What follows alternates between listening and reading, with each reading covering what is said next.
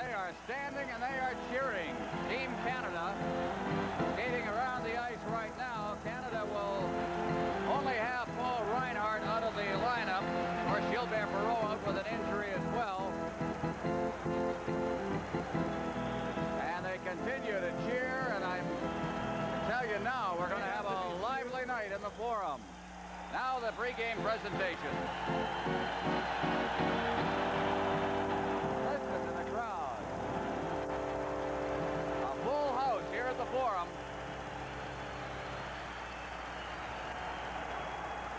It's standing room only, and I noticed with all the standing room crowd, we're all in the building and in their places before the warm-up even began. Terry Fox. Des millions de personnes au travers le Canada ont couru aujourd'hui afin d'amasser des sommes d'argent qui iront à la recherche sur le cancer. L'artiste canadien de renommée Ken Danby a peint une œuvre à la mémoire de Terry Fox, œuvre qu'il remet ce soir à son Excellence, le gouverneur général du Canada, M. Edward Schreier, qui recevra l'original de la part de tous les Canadiens. Ladies and gentlemen, today millions of people across Canada honor the memory of a great Canadian, Terry Fox, by running to raise funds for cancer research. Note Canadian artist Ken Danby has painted a work of memorial tribute to Terry Fox, and tonight Mr. Danby will present the original to His Excellency Edward Schreier, to Governor General of Canada, who will accept it on behalf of the people of Canada. Presentation of a fine trophy, at least painting by Ken Danby, the Guelph, Ontario artist. There it is, commemorative of Terry Fox Day.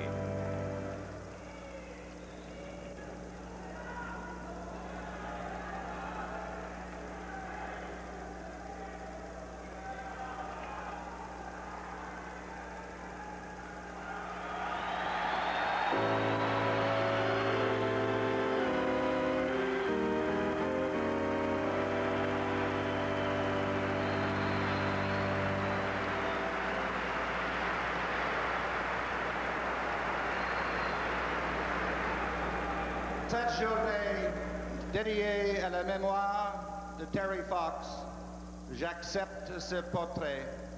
Je le fais au nom de tous les Canadiens qui, depuis longtemps, sont très fiers de ce jeune et grand Canadien.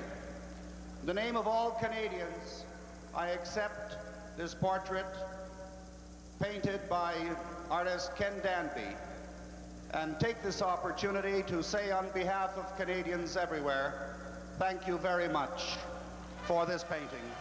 The painting will be hung in Rideau Hall in Ottawa.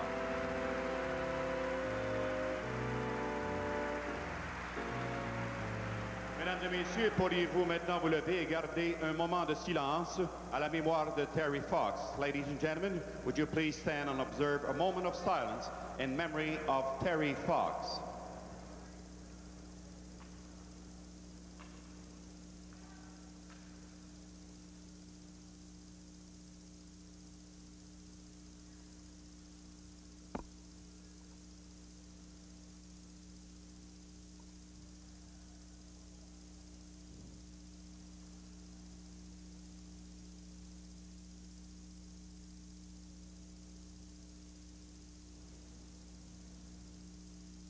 Mesdames et messieurs, pourriez-vous demeurer debout pendant que M. Jan Rubisch chante maintenant les hymnes nationaux de l'Union soviétique et du Canada? Would you please remain standing as Mr. Jan Rubisch sings the national anthems of the USSR and Canada?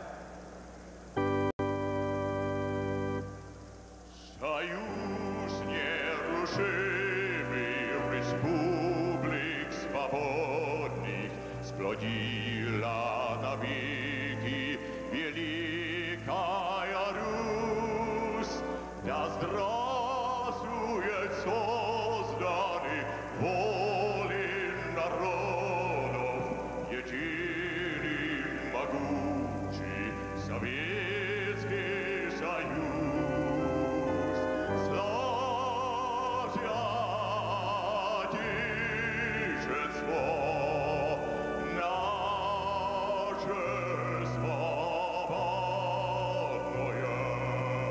дружбы народов надежный оплот.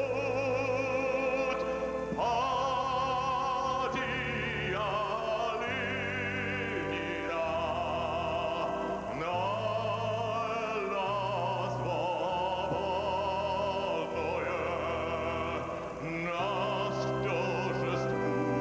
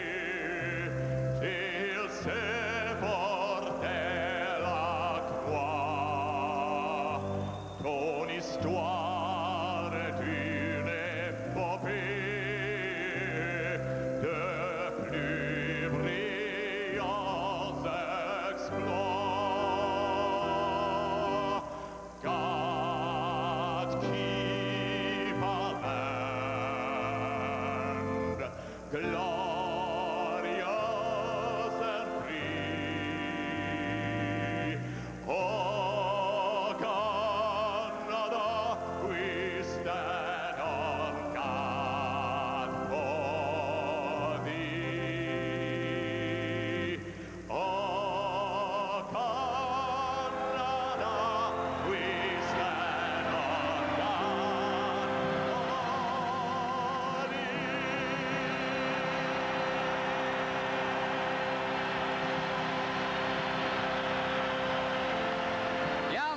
With the Soviet and Canadian national anthems, we're just about set to go here.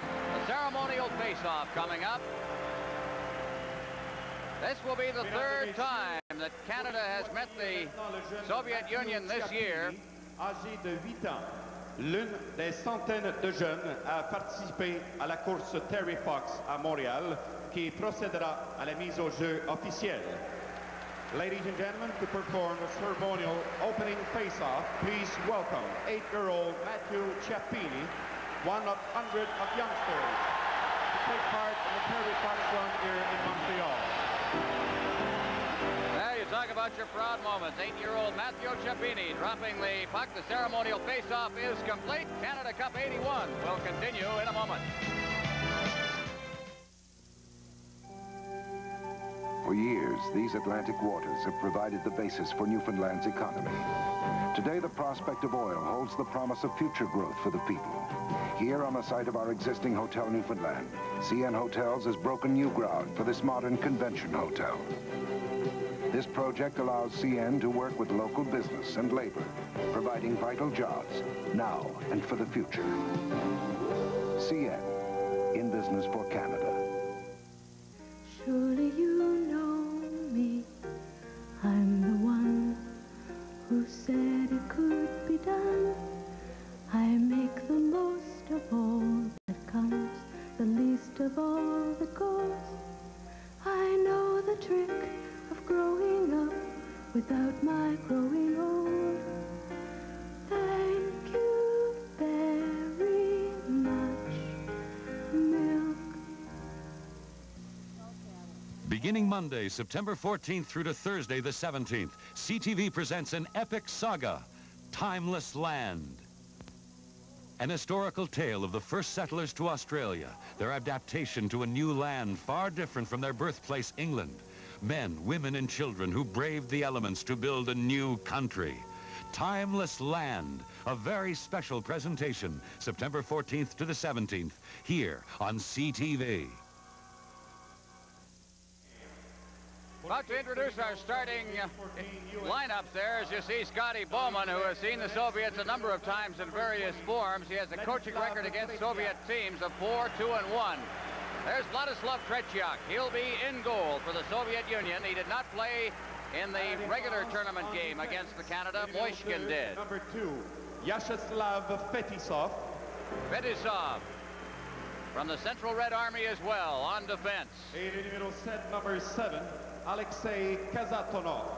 Kazatonov joining him, the Leningrad player who plays with the Central Red Army as well. The forwards, le numéro 9, number 9, Vladimir Krutov. Krutov had a concussion prior to training camp, has come on and played very well for the Soviets. Le numéro 11, number 11, Igor Larionov.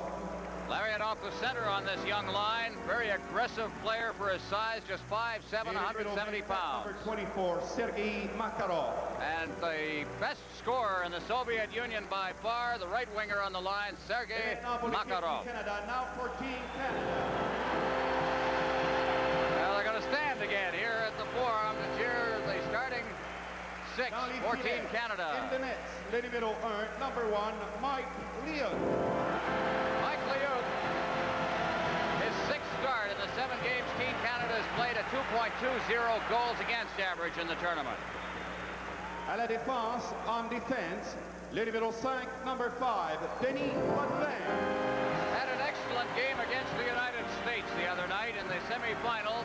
The top scoring defenseman for Canada. Number 19, Larry Robinson. Hard to believe, but Larry got his first Canada Cup point Friday night in his 13th game back to 1976. Le numéro 9, number 9, Clark Gillies. Oh, what a line this has been, the all New York Islander line. There's the left winger, Clark Gillies. Le numéro 20, number 20, Brian Trottier. Who has more goals than anybody in the tournament, a total of 8 in 6 games. Et le numéro 22, number 22, Mike Bossy. There's the 8-goal scorer. Trottier's been setting them up. The line has a total of 26 points and 12 goals. Bossy has 8 of them. There's our referee, Doug Olsen of Sweden. He's the fellow referee at the Czechoslovakian game, the 4-4 tie out in Winnipeg. And the linesmen will be Bob Luther and Kevin Collins. The starting goaltenders, Ladislav Tretiak for the Soviet Union, who is as well known to hockey fans on this side of the Atlantic as some of the superstars in the NHL. Mike Liut for Team Canada. We're underway is from the face-off. The puck goes to Makarov. Makarov over to the far side. Fetisov moves up, beats the Makarov. He's over the line, but he was offside. The pass came out over the line.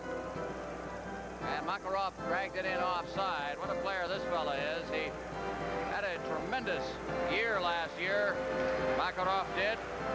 42 goals and 37 assists in 45 games. It's the kind of year like Mike Bossy had last year. He's got 50 and 50. They only play a 46-game schedule in the Soviet Union. Robinson moving that puck out at center ice. Bossy, as he's checked by Fetisov, throws it into the zone. Kazatonov shoots it right back down the ice again. Puck will go right down to Liut at the goal mouth. Robinson. On top of him down there is Makarov. Robinson stops, feeds to Bossy. Bossy coming up as off wing. Bossy shooting it in. Around the boards on the far side where Fetisov has it. He takes a solid check. Here's the shot for the point by Potvin, and it's wide. In against the boards, Bossy just wrists it in there. Tretiak leaves it for Fetisov. He shoots it down the ice. Racing after it there is Krutov. Out of his net is Liut, leaving for Potvin, and then he flipped right into Krutov in the corner. A check thrown by Bossy. The puck comes up to Fetisov at the point. Over to the side of the net. Makarov trying to get set. The puck is still loose inside the zone as Kazatonov shoots it into the corner. Puck is loose in there. Shepelev goes down, trying to hold it underneath him, and finally pinning it in and holding it for Team Canada is Brian Trottier. Well, Brian Trottier wisely held it when he had a little difficulty. Team Canada had a little difficulty getting it out of the zone. They were out there almost a minute and 20 seconds, and in a hockey game like this, I'm sure Scotty Bowman is saying, especially at the beginning of the hockey game, you can't stay out there too long. If you're out there too long, we're going to get tired. We're not going to have enough left late in the hockey game. You want to make those changes about every 35 or 40 seconds early in the contest. On the face-off now, out to Gretzky at center ice. Big line for Team Canada is Gretzky, Lafleur, Dion. Still in the center ice area. Shalamov threw it right onto Dion. Sticko was breaking in on the play, and Dion carries it into the corner. Lafleur trying to cover up. They'll hold it in there. They'll try to be cautious on the play. Gretzky digs in after it. Puck is loose. Shalamov picks it up. He shoots it to the far side. Kapustin out over center ice. There'll be icing here as Hartsburg goes back to pick it up behind the net. And it'll be carried back into the Soviet zone. Canada Cup 81 continues in a moment. I got a great deal from Harvey's. Hey, look at that. Beautiful Canada Cup poster. Well, my friend, you can have one every time you order a double burger from Harvey's. Skate, come on. Skate, come on. Come on. A great double burger. Come on, guys. Come on, let's go. Yeah. Come on. A great game. Come on. A beautiful Canada Cup poster when you order a double burger from Harvey's. Buy a Harvey's double burger and get the official 1981 Canada Cup poster. Well, the coaches are having their say early in this game. Frequent line change. Scotty made a change. So did Tikhonov. Unbelievable. This, you'd never get away with this in the National Hockey League. Scotty Bowman made 2 complete changes on the 1 stoppage of play. Dag Olsen's just standing there with his hands behind his back and let him get away with it. Be interesting a little later on to see. Scotty will make an issue of things when it suits him. Gretzky behind the net, gets it out in front, but there was nobody there, and Rosietzky at center ice, checked from behind by Lafleur. Racing in after it, back there is Bork. Bork behind the net, but Rosietzky's in close as well. He touched it and hopped over the glass. We called for a face-off in the Team Canada end. And of course, that's one thing that Scotty Bowman is very, very good at, you know. He utilizes when he's coaching his personnel very, very well. I'm sure that he's thought out this game well in advance. He knows who he wants to try and get against certain lines of the Soviet Union, and he's going to get them there. Take a look at the goal scoring in the tournament. No, those are not only Team Canada players that were showing up there. That is the overall scoring in the tournament. The top 5 are members of Team Canada. Gretzky, Lafleur right up there on top. Trottier, Bossy, so on down the list. One thing that Canada has shown is a penchant for scoring goals here. As the puck is cleared around the glass and out to center ice. Scotty Bowman made another change, and Goring's out there with Duguay and Gainey now. Puck is cleared down the ice. We'll have another icing as Engblom goes back behind the net to touch it and back into the Soviet end for another face-off.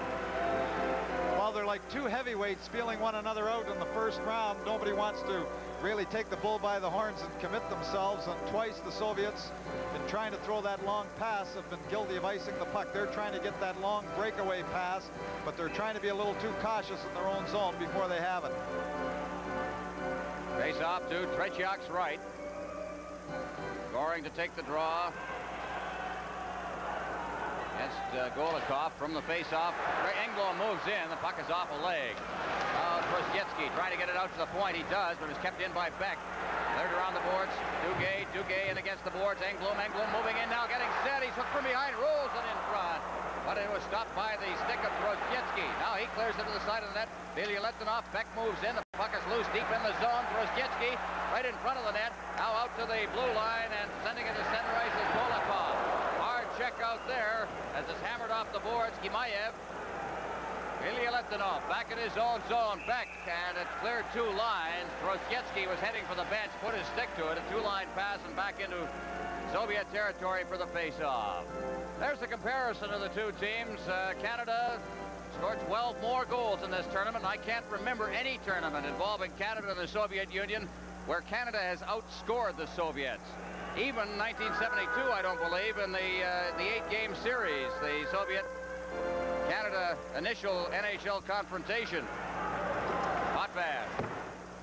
But that's an indication of the kind of team that Scotty Bowman has put together. Here's Skvortsov. He's checked by Middleton. Defenseman falls. Kazatonov there. Kazatonov now clearing it around the boards on the far side. It's Komutov to the blue line, not out. Potvin, he throws, gets checked in there by Komutov. It's deep in the zone. Fetisov along the boards. Gare nearly knocked that down, but here comes the Soviet Union at center ice. Skvortsov over the blue line. He clears it in front. Players go down. Gare clears it ahead for Middleton. He tried to check it out to center ice. Linseman coming across ice. He's at center. Linseman's over the line. Linseman getting set against the boards. He's got the point man Robinson, and he drifted it wide. It bounces against the boards on the far side. Komutov. Komutov is center ice. Komutov now finally gets the pass away. Over the line comes Shlukhtov, and he shoots it up over the glass. Another face-off, this time in the Team Canada end. Well, the Prime Minister of our country on hand to watch this game. Directly in front of him, Irving Grundman, President, Managing Director of the Montreal Canadiens and part of the management team of Team Canada as you look at Mike Liut. Liut got a rest in the first Soviet game. Don Edwards sharpened up in that game. Liut still looking for his first shot in this game. You like to get that shot early if you can. Try and get in the game. Now over on the far side, Karutov shooting it in. Trottier behind his own net. Gillies had deflected away from Gillies. Rolled inside the zone. Hartsburg overskated it. Bork's checked on the play. Soviets putting the pressure on Karutov deep in his own zone, in the Team Canada zone. They try to clear it out in front. Bossy can't control it. Now here comes Trottier at center ice. Trottier to Gillies. Gillies just deflected it ahead of him. Makarov now turning. Makarov, fine young player for the Soviet Union down the left side, shoots it in. Hartsburg for Canada. Around the boards on the far side, Bossy's got it, but he's checked on the play. It's chopped in front of the net. Canada trying to get loose, a little ragged inside their own zone. Makarov keeping it in, trying to clear it in front. Larionov missed it. It goes to the point, kept in there by Vasiliev.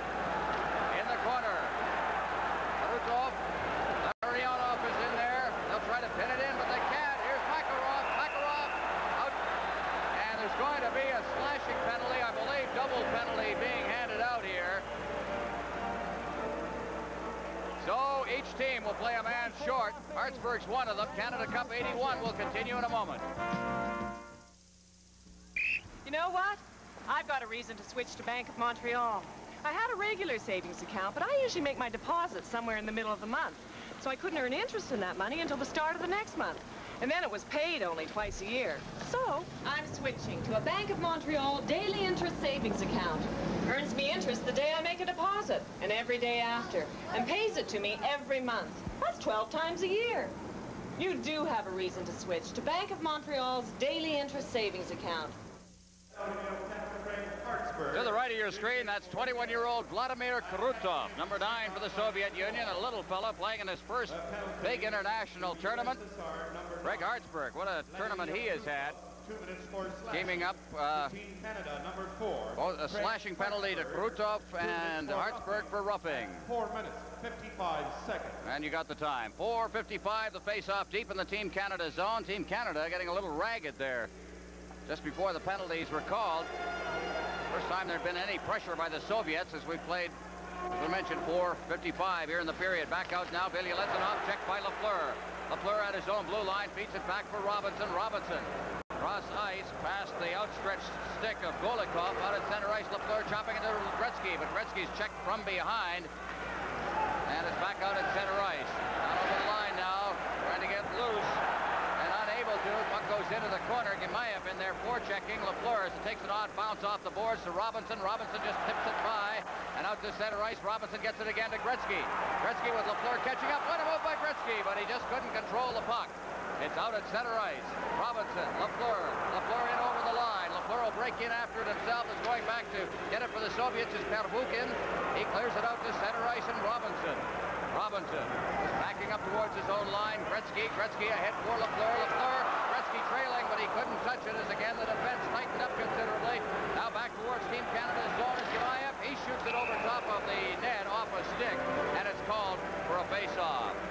Well, we've had quite a tournament here, and for all the fans wishing to get all the statistics, the stories, the background of this game and the entire Canada Cup Series, be sure to pick up the next issue of the Hockey News. They'll have it all for you as you look at the coach, Viktor Tikhonov of the Soviet Union, 41-year-old, coached in the 1976 Canada Cup.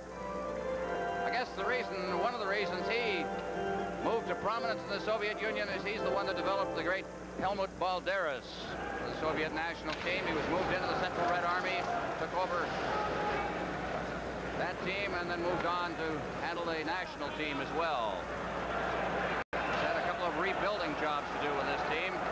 Engblom over the line. Engblom, watch Gainey in front. Out in front, and Gainey is just tipped by him. Fedusov doing a great job in front of that net, getting it away from Gainey. Now at center ice, here's Shipilov over the line. Shipilov chased off the puck. It's loose at the side of the net. on that shot. Goring goes in. He throws it behind the net for Engblom. Engblom, Sadunov keeps it in. Engblom's got it again. Engblom, Beck had to go off the official and against the boards. Now it's Gainey ahead for Goring. Goring at center ice, taking his time as his mates catch up. Here's Beck moving in. He's got the good shot, and he shot it right along the ice, easily saved by Tretiak. Puck comes out to center ice. Engblom over to the far side. Middleton. He comes over the line, but Beck was still trapped in deep, and it's called on the offside with 2 seconds remaining in the coincidental penalties to Canada and the Soviet Union. Canada Cup 81 will continue in a moment. Every day, more than 75,000 Canadians go to work for CN. These people are responsible for running our businesses profitably. Those profits enable CN to grow, expand, and diversify.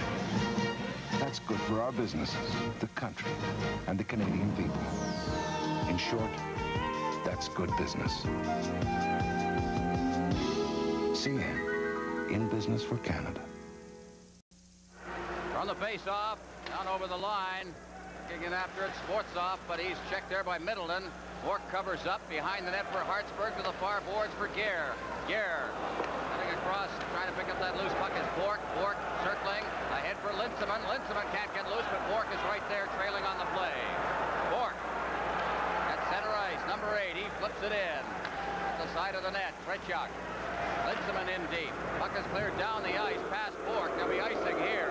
Hartsburg back to touch it. Soviet Union has been doing all of the icing in this game so far.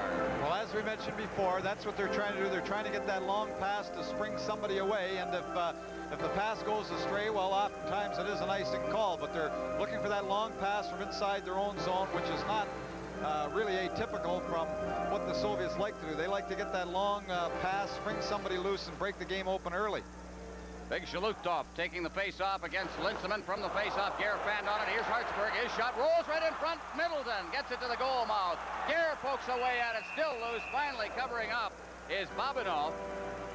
He'll hold it for the face-off. Tretiak lying down on the ice there, desperately trying to get back into position, but Canada just couldn't lift it up over the bodies. He just didn't seem to be able to get control of the rebound. It was underneath his stick, and he couldn't bring it into his body. He reaches back with a stick, and he can't seem to get it as Gare comes along, and the puck is still loose, trying to get it underneath him. Tretiak didn't have a hold of that puck until late. There you see him, Vladislav Tretiak, playing a lot better. The feeling is that maybe his career took a turn back for the better after he suffered an ankle injury last year. Out at center ice now. Makarov is over the line. He is ridden out of the play by Potvin at center ice. Gillies shooting it in. Bossy catching up on the right side to the play as Perhukin shoots it off the boards and out to center ice, and Trotier's got it. Trottier against the boards. Players go down. Trottier through the legs of Bossy. And Gillies finally comes up with it to Bossy, and Bossy had trouble stick handling with it, and Makarov sends it straight ahead for Krutov. Krutov unable to get loose. Now at center ice, Gillies to Potvin. Potvin leading the rush. Backhanded the pass over to Trottier. Winds up the shot right on. Gloved by Tretiak. Leaves it at the side of the net. Here's Gillies trying to poke it out in front, and Tretiak, under pressure, covers up and holds for the face-off. Tretiak certainly has been under more pressure than Mike Liut, another great goaltender who has played a lot of hockey in this building, played internationally. Ken Dryden, an interesting spectator here tonight. He's going to be a goaltender coach for the Montreal Canadiens next year, making his home again in Toronto. Shots right now, 5-0 Canada, but it really doesn't seem to be a 5-0 period. A very cautious first 8 minutes and 23 seconds of play. Puck in the corner, Zion, no score in the game. Zion, Gretzky out in front. LaFleur was there, and it hopped over the stick of Fetisov. LaFleur keeping it in. Now Dion shoots, and a skate save by Tretiak. Zion backhanding it into the corner. Gretzky out in front. LaFleur to Dion, and it went off his stick. Rozjetsky to the blue line. Gemayev can't get loose. Out at center ice, Golikov, and he put it right on Engblom's stick. Over to the far side, Gemayev shooting it in. Zion comes back for it and shoots it out to center ice. Gretzky's ridden out of the play by Kazatonov. Golikov shooting it in off the stick of Engblom. LaFleur's back. LaFleur chopping it along the boards. That's a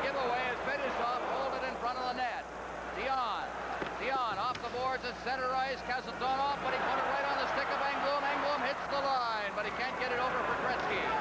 Dion turning. Lafleur off his skate. Racing it after. Kasatonov and Lafleur. Lafleur wins the battle. Lafleur in front behind Gainey, but it went off a skate, and Gainey's got it in the corner behind the net for Gretzky out in front. And Lafleur had skated right by the play. At center ice, Shalimov down over the line. Shalimov still with that, gets it into the slot. But Gainey was back there to make the check. Now behind the net, Goring. Goring for Lafleur, who's still out there on a long shift. Lafleur is upended, but here's Gainey at center ice. Goring's breaking for the net, and Gainey didn't see him. Shalimov dropping it back. Shepelev at center ice. Yanayev. He stopped on the play. The puck is cleared in, and Bork has got it. Duguay on the far side. Duguay ahead for Goring. Goring chips it out to center ice. Vasilyev's back there. Clears it to an open wing. Moving up on the play is Babanov. Good check. Shalimov at center ice, number 23 to the far side. Shepelev hits the line. And it's rolled deep in Team Canada territory. Hartsburg along for Duguay. Goring trying to catch up to it. Is kept inside the zone. Finally checked out to center ice by Bork. Babanov. Babanov ahead. Kapustin takes the hit from Bork. Moving up is Hartsburg. Hartsburg, as it's flipped up into the Team Canada bench, it's called for a face-off. No score in the hockey game. Canada Cup 81 will continue in a moment. Buying a lottery ticket? Uh-huh. How about a Super Lotto? You mean this one? Super Lotto's the only lottery that can make you a millionaire now. With 3 big chances at a tax-free million. What's going on? A new scratch and win that can make you $10,000 richer instantly. How'd you do that? And a Super Sunday draw at the end of each month. Hey, buddy. Yeah? I'm sold. Good. Can you teach me how to do that? The only lottery that can make you a millionaire now.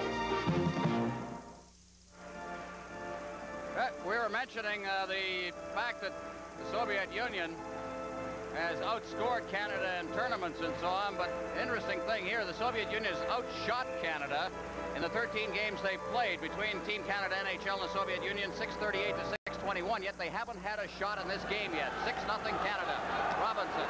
That doesn't mean that shots on goal are important. As a matter of fact, Scotty Bowman will always argue that point with you. When it comes to playing international games, the shots are the least important statistic. Although it does take a shot, of course, to score a goal.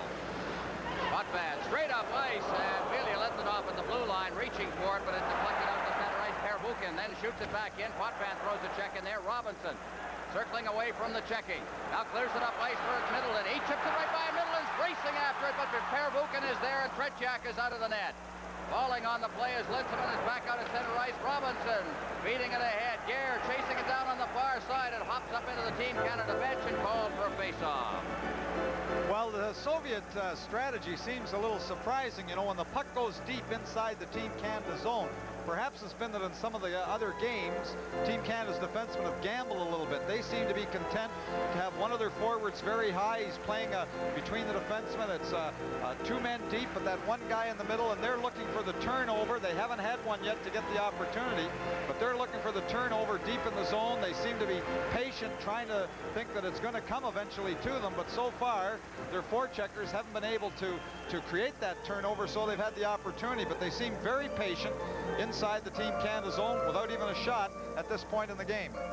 Face off outside the blue line. Trottier, Gillies, Bossy for Team Canada. Facing the Soviets with Makarov out there. It's out to the blue line. Makarov trying to control it. Gets Hartsburg. Hartsburg on the backhand. Gloved by Tretiak. Out the side of the net. Run around on the play as Kasatonov. He shoots it out to center ice. There's that long lead pass. Krutov can't knock it down. Krutov's got it again. Number 9 for the Soviet Union, but it's chopped out to center ice. Team Canada's defense playing very well. Trottier trying to poke it free at the blue line. Fetisov is there, number 2 for the Soviets. Out at center ice. Krutov went down and backing into his own zone. Hartsburg, the Bork to Hartsburg. Hartsburg beating it ahead. Gillies. Bossy, Trottier shoots him off the boards, and did Fetisov have him lined up, and Trottier stepped aside. Starting out, Kasatonov. Drop pass at center ice, Krutov. Krutov down over the line, setting and shooting, and it's steered into the corner. Makarov is there. Makarov set it now, trying to get on his backhand, now to his forehand, working to the side of the net. He can skate. He's a tremendous skater. is stopped at the blue line and held, and we're going to have a penalty. Krutov interfered with Wayne Gretzky when he was trying to get through to get back to Makarov, and he's going off for the second time in the hockey game. It's an interference call. Canada Cup 81 will continue in a moment. Budweiser salutes the people who keep Canada on the move. Our best for you. There's no one else who does it quite the way you do. For all you do, this Bud's for you. Yeah, this Bud's for you if you like your beer with a clean, crisp taste. The Beechwood aged Budweiser taste and smoothness you'll find in no other beer. Now brewed in Ontario. For all you do, this Bud's for you. Our penalty, number 9, Vladimir Krutov, 2 minutes for interference at 12 minutes, 31 seconds. Team Canada power play, they have had 23 advantages, 3 goals they've scored, not a great percentage. They have had some pretty awful power plays, may I say, in this tournament. They've seen them not really move the puck the way you would expect as Middleton gets the pass breaking into the net. He shoots it, and he rolled it by the far side as he was under pressure from the defense. That was Big Vasiliev in there. Now out in front, here's Lafleur. His shot, and it hit the shoulder of Tretiak. Middleton going after it against the boards. Jammed in there. Sportsov moving in. Middleton in the middle of it, Lafleur. And he is checked from behind by Bobinov. Cleared to the blue line. Dion and Middleton. Lafleur reaching for it. He's got it against the board. Lafleur in behind the net. Middleton. Lafleur cutting in front. Now behind the net, Gretzky. Gretzky with Middleton trying to reach out in front. Look at Vasiliev. Hold him back. Down goes Dion in front of the net, and the puck is cleared out to center ice. And Potvin back inside his own blue line. Potvin ahead for Gillies. Over the line. Gillies dropping it back. Dion. He can't reach it. Trying to break loose on the play with Shepelev. Now down over the line comes Shlukov. Shlukov getting set in front of the net, and he shot it wide. There'll be a penalty called against Team Canada. And that'll even it out. 51 seconds remaining in the penalty to Krutov. Dion was called for holding as the Soviet player tried to break loose down the side boards, but you were mentioning, Ron, about Team Canada's power play. You know, that's one part of the game that you have to work together a long time about, and the Soviets have an advantage that way that their team has played longer together. You know, the offense, working together with the specialists on the power play and on the penalty killing is a lot tougher than other parts of your game. That penalty caused by a bad, weak pass back to the point, and Dion had to do the holding just to prevent a breakaway. Team Canada penalty to number 16, Marcel Dion, 2 minutes for holding at 13 minutes, 40 seconds. So for 51 seconds, they'll play even strength. The power play advantage, barring further penalties, will be 1 minute 9 seconds. As from the face-off now, they're at even strength as Bossy gets into the blue line. I'll give you the statistics on the Soviet power play, and it's certainly a contrast as Bossy goes over the line and went flying over top of Ilya Litvinov. Now on the far side, Shepelev at center ice. Pervukin over the line. Pervukin trying to set it up in front of the net. Into the corner he goes. Hartsburg's there. Also Trottier. And they hold it in, and it's called for a face-off with 23 seconds remaining in the Krutov penalty. 10 goals and 27 advantages for the Soviets. That's 37% as compared with just 13%. There's the shots on goal. As I say, it doesn't really tell you a good story, a story of this period. Territorially, Canada has had a little more of the edge down at that end, and they're letting the shots go. The Soviets are looking for that big break.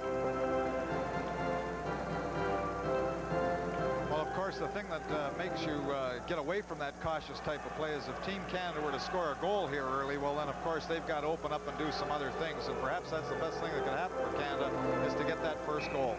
There's Bob Gainey. Penalty killer extraordinaire in the foreground, Makarov. Goal scorer extraordinaire. Here's Robinson. Straight ahead for Goring. Goring will circle back. They're still playing at even strength with 12 seconds remaining in the Krutov penalty. Goring to the line. Gainey straddling the line. And Goring just takes it right back to center ice. Robinson back in his own zone. Rattles it off the boards and down the ice. Here's the race for it. Goring going in. Gainey's cutting for the area in front of the net. He tried to get it back to Gainey. Gainey in deep. Canada now playing a man short with a minute remaining in the penalty. Down behind the net. Krutov just under the penalty box. Picks picks it up in the corner. He'll take it behind the net. Krutov out to center ice. The pass ahead for Kasatonov. He's stopped by Goring. Kasatonov to the far side. It's cleared in over the line. Robinson after it. Rattles it off the boards and down the ice. Team Canada will make a change as Middleton comes off the bench along with Trottier to kill off the final 30 seconds here if they can. Ahead at center ice, Zdroj. Moving it over for Golikov. He's over the line. Fedosov going in. He's checked by Potvin. There's going to be a penalty to Denny Potvin for hooking. And Potvin not pleased with that one. Canada Cup 81 will continue in a moment. You've heard the saying, you are what you eat? Today, many of us believe that, so we choose our food carefully. When it comes to margarine, we choose Fleischmann's, because Fleischmann's new margarine, Fleischmann's sweet unsalted, and Fleischmann's famous corn oil are made for people who care about what they eat. And no matter which one's for you, you can count on that famous Fleischmann's taste. Fleischmann's corn oil, sweet unsalted, or new Fleischmann's containing mostly sunflower oil. Because after all, you are what you eat. Hooking at 15 minutes, 21 seconds. Potvin for hooking, 15-21. Team Canada was scored upon. The final goal the Soviets scored in the 7-3 game Canada won the other night was on a two-man advantage. 19 seconds left in the Zion penalty. Potvin in the penalty box. Well, he said that Team Canada's power play has not been good.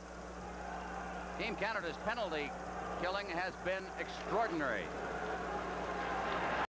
Out to the point now, Kasatonov. Kasatonov over for Fedosov. Kasatonov, he partially fanned on it. It goes behind the net. Zdroj. Back out again to Fedosov. Fedosov, Kasatonov, Fedosov again. He gets set, rolls it into Zdroj. The shot, and it's blocked at the defense. His Bork was right there. Now behind the net. Out to Kasatonov again. The shot right on the rebound. Save! What a save by Liut. And out of the penalty box and shooting it down the ice is Marcel Zion. 1:30 left in the power play advantage for the Soviets. Wow, what a save by Liut. Here they come again. Kasatonov at center ice. The pass is behind Fedosov. He gets it, shoots it in. Liut there. Liut, listen to the crowd as it's cleared out over center ice and Goring goes down after it. Tretiak out of his net. Fedosov on the far side. Fedosov trickling away from Goring's check. Gainey's in deep. 1:01 remaining in the penalty to Potvin as Shepelev comes to the line. Shepelev, Zdroj, his shot is kicked away. In against the boards, Gainey slams in there against Shepelev. Now Robinson battling for it. Around behind the net, Beck with room and a hole to pick, and he shoots it down the ice. Team Canada changing. Trottier out there with Middleton. Now behind the net, Fedosov. Starting out, feeds it off on the right side to Shepelev. Shepelev puts it right on Trottier's stick, and he shoots it back in. 26 seconds remaining in the power play.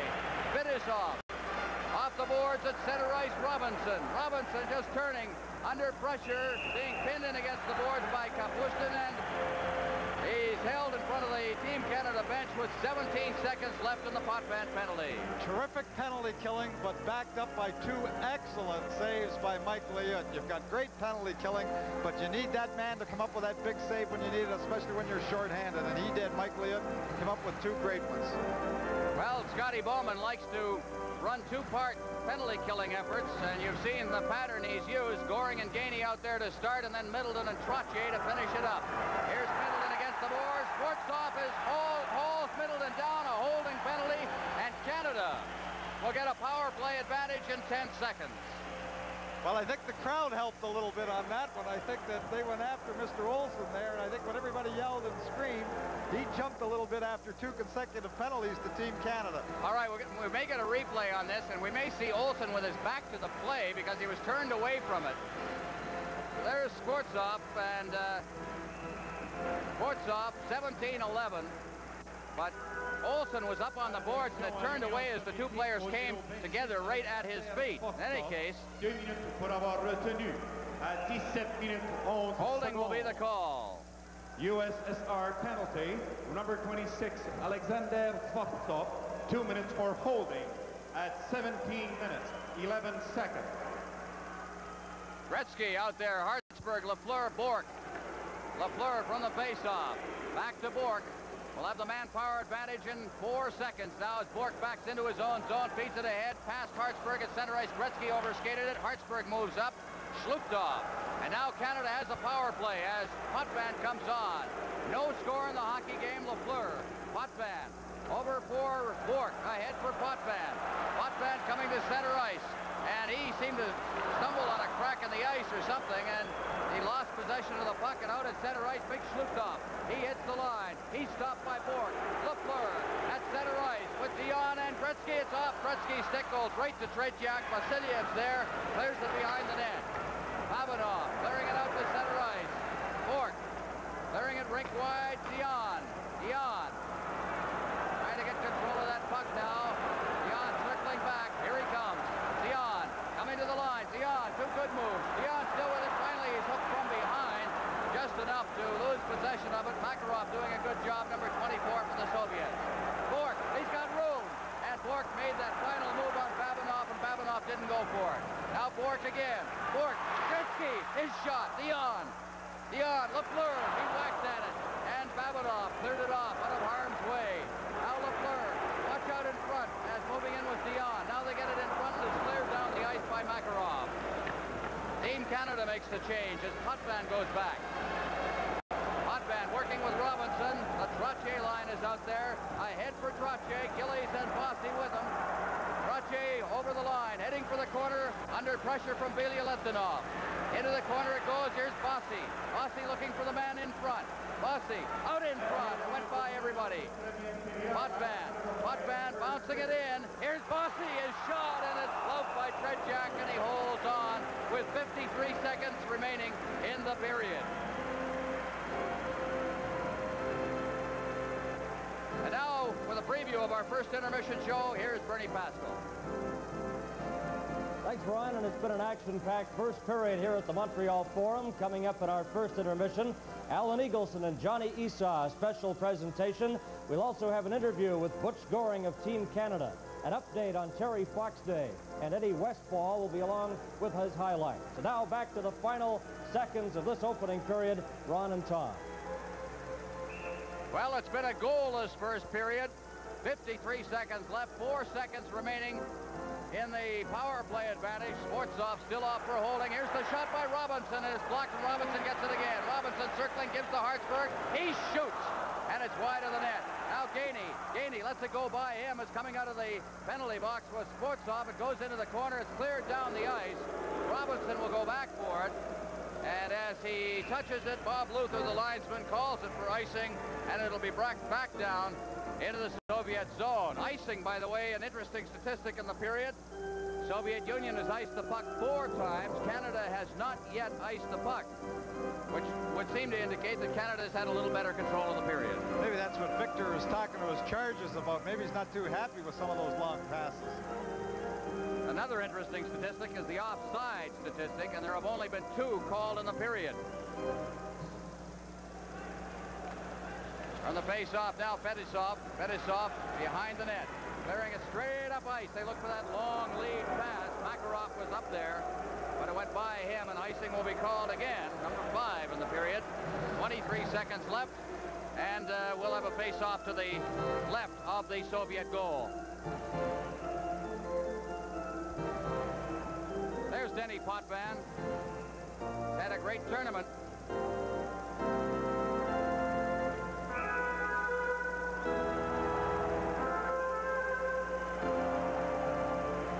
Now Gretzky is this final face-off. Could be an important one with 23 seconds left. Want to get control, get that one last flurry. Shots on goal in the period. Now 11-4 for Canada. But there's no score. Now Dion as Gretzky's chased out of the face-off circle.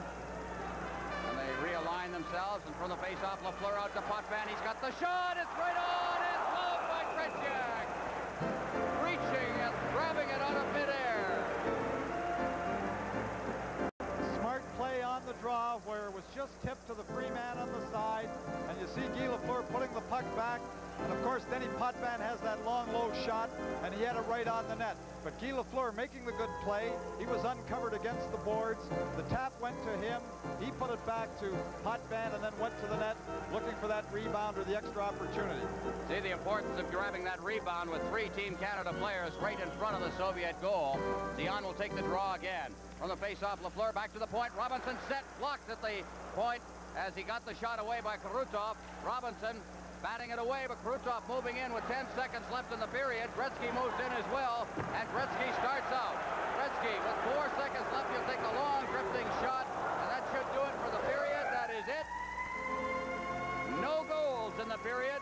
Canada and the Soviet Union have played to a 0-0 tie through 20 minutes of this game. The shots on goal in the first period, Canada 12, the Soviet Union 4. Canada Cup 81 will be with us in a moment, but first let's go down to Bernie Pascal. Right, Ron, and there's no denying the fact it's an action-packed first period. The Soviets and Team Canada. And with us right now, we have the Vice President Sports, CTV, Johnny Esau, to make a special presentation. John? Thank you very much, Bertie. Well, you know, I can remember back in 1969 when it looked like international hockey was over. From that point to this point where we're seeing the greatest hockey in the world and all those years in between, it could only happen because one man saw it dying in '69. He personally made it happen. It could not have happened with the National Hockey League, with anybody else, except for the perseverance of Al Eagleson. Now, on behalf of CTV and TVA, I went over to Ostranders and said, now what is there that Al Eagleson doesn't have? And they said, well, they gave this beautiful bull of a clock, and I guess this is liable to keep you awake in the middle of the night if it rings at the wrong time, but that'll remind you of all those great moments that we sports fans across Canada have had watching the best hockey in the world, and we simply want to say thank you for doing it for the fans and for CTV and TVA. John, that's terrific, and the thanks are mine because I've enjoyed every minute of it. The ones who really deserve the thanks are the players who are giving everything they've got for their country tonight. They're doing it in honor of Terry Fox. They're doing it in honor of Canada, and we're happy that everybody's with us. Thank you very much. Thank you, Al. Thank you very much, Al and Johnny Esau. And at the end of the first period, the score is Team Canada 0, the Soviets 0. We'll be back with the first intermission in just a moment. If you think all radial tires are the same, think again. This is the Firestone 721 Fuel Fighter Radial, a superb combination of traction and smooth, dependable performance. And inside, the backbone of 721 technology. 7 steel filaments wrapped around 2, then bound together by 1 more. The 721 Fuel Fighter is the safest, most advanced original equipment tire in our history. Since 721 quality is a choice of major new car manufacturers, make it your choice. Only Firestone has it. There's only one Fred Fletcher. He's a welder. He loves working with kids. But he has a family to look after.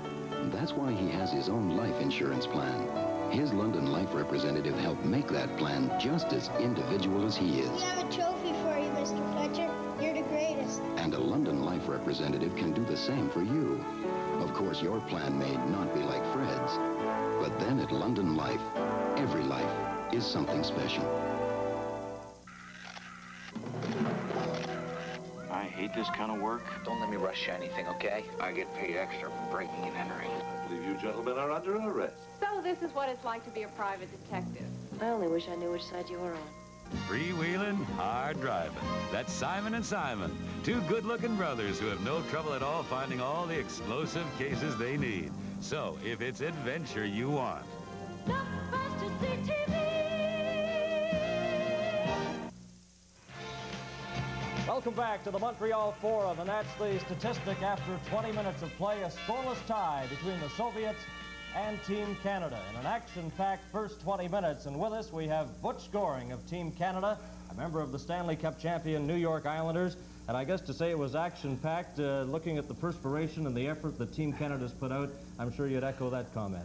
Well, it's full of action, that's for sure, Bernie. As you can see, the Soviets have come to play tonight. I think they're remembering his A3 slashing we gave him a couple nights ago. You had some great opportunities, Butch. I know that one play, you saw Barry Beck breaking on the left, and that was one of several great scoring chances Team Canada had.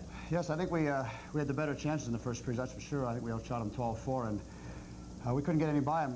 Trechak's playing a heck of a game for him, but it's still 40 minutes yet, and I'm sure we're going to get a couple by. Butch, it seemed to be, in the early going at least, the Soviets were called for icing several times. They're trying that lead pass, and Team Canada is nullifying at almost every opportunity by covering the forwards in the center ice area. Yes, well, they like to direct all their attack through the middle, and we've tried to plug it up as much as possible and slow them down. And the Soviets are kind of notorious in the first period for kind of making sure they don't make too many mistakes, and I'm sure they gave up a lot more chances than they really wanted to. But you know, they're just like any other team. If you don't give them any time, then they're just an ordinary hockey team. Butch, I talked to you this morning at practice, and you said, well, I really haven't caught up in the emotion of tonight's game because it was several hours away, but when you hear that applause from the crowd here in the Forum, it has to be inspiring. Yes, that was you know, tremendous when we first came on the ice. It really gave you a lift, and you know, if you had any second thoughts about being here, those are certainly all gone after listening to those people from Montreal. Okay, what do you have to do now to get sort of control of this game? Tretiak has been outstanding. You have to break that armor. Yeah, we need the first goal to get things going in our direction. The Soviets are playing kind of a kiddie bar to the door, and they're looking for us to make a mistake and get a one-goal lead. And I think it's just crucial that we get the first goal. And if we get the first goal, then they got to open up, and they don't have the goal scorers we got. So if we can get the first one, we could get 2 or 3. Well, Team Canada ended the championship game averaging 6 goals a game. The Soviets had that power play, but you had some great penalty killing out, and I guess you've just got to stay on top of them. Yeah, that's for sure. They move it around good, but you know, when you kill penalties all year, it's the same thing. If you can stay on the offensive team and not give them any time, then it's very, very tough. You know, they like to get that one good scoring chance, and we're just trying to make them do things they don't want to do, and so far we've been, you know, fairly successful. So if our power play can be better than their power play, then, you know, we'll win the hockey game.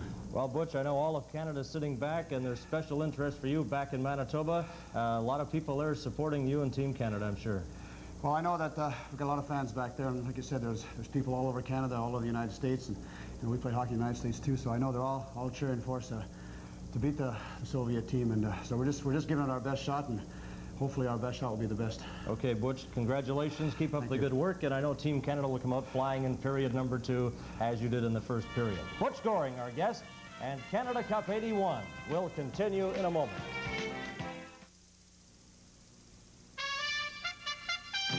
This is the tough San Andreas Fault area. The truck, the new 1981 Toyota 4x4. And although the fault's tough, the truck proved tougher.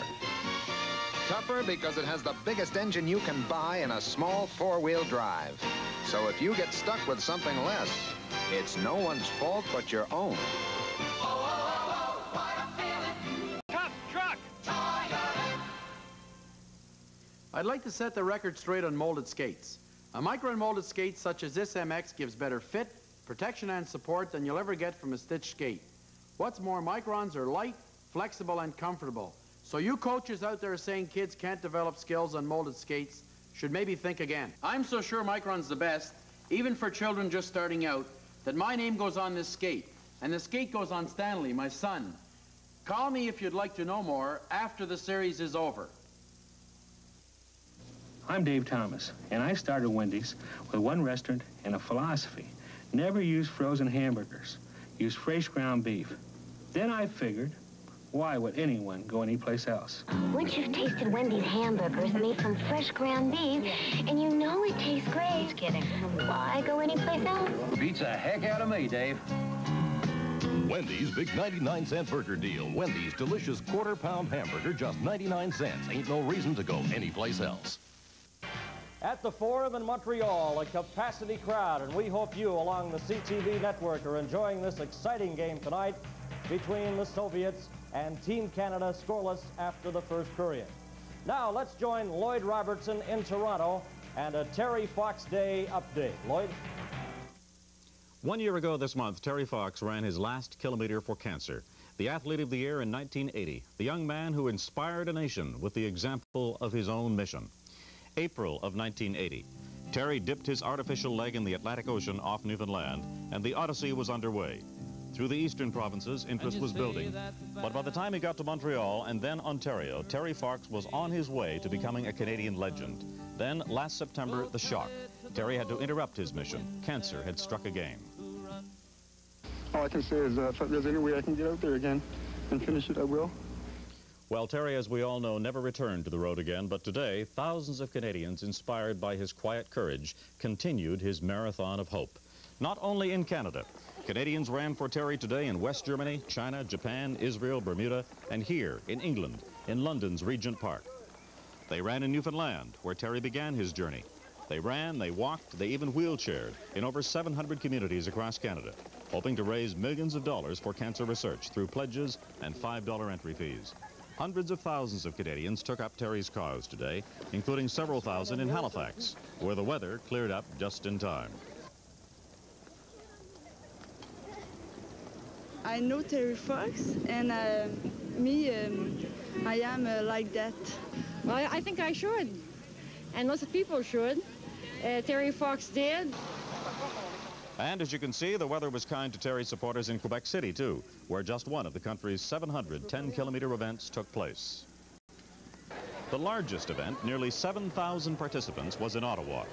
The right day to dedicate an elementary school in Terry's name. These words from Fitness Minister Gerald Regan.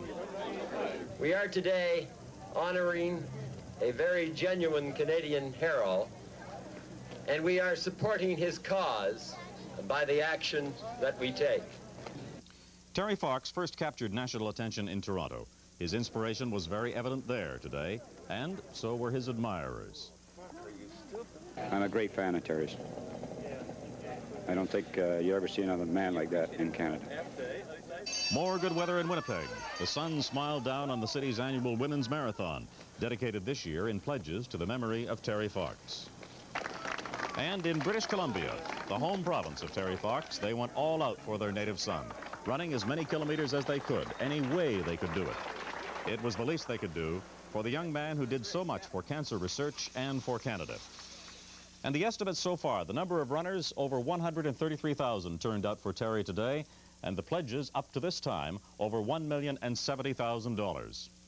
We'll be back during the second intermission of the hockey game, and we'll be talking to Terry's mother and father. The second period of the Canada Cup final will begin after these messages.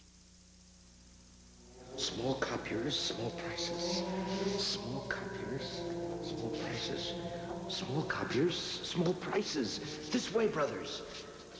Small copiers, small prices. Small copiers, small prices. Small copiers, small prices. Big copiers? Small prices. Small copiers, small prices. When a visiting delegation asked Brother Dominic to match their very fussy requirements to their particularly small means, he simply introduced them to one of the fussy and stingy copiers from Xerox. And because Xerox has more small copiers than anyone else, they found one that was just the right size, just the right quality, and also solved the problem of their particularly small purse. And the price, Brother Dominic? It's a miracle.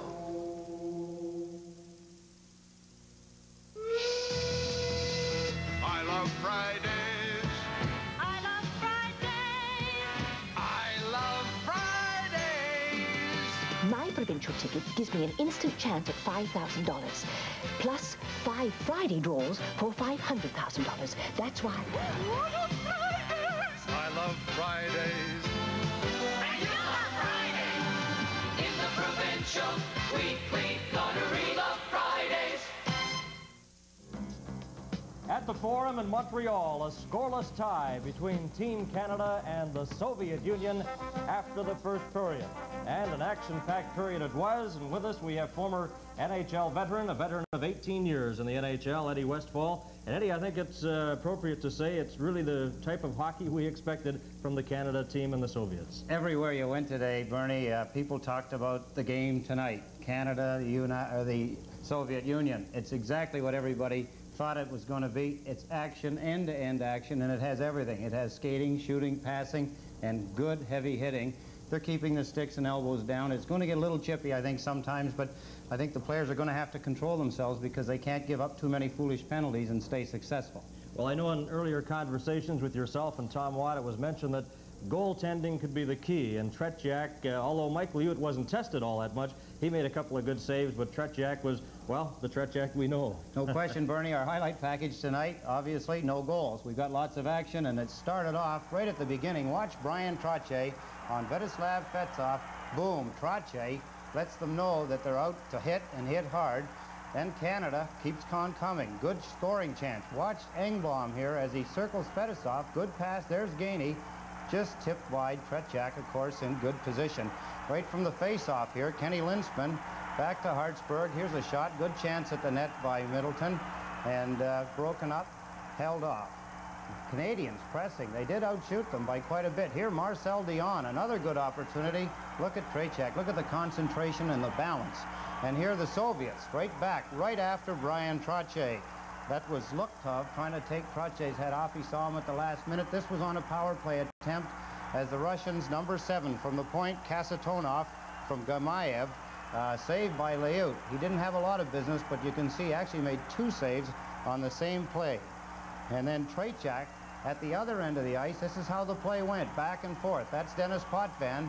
His pass to Bossy. Bossy gets it away quick, but just as quick with his glove hand is Tretiak making the save. That was a power play attempt right at the end of the period. Look at this shot by Dennis Potvin. He usually scores in the NHL on shots like that. Not so. Tretiak again.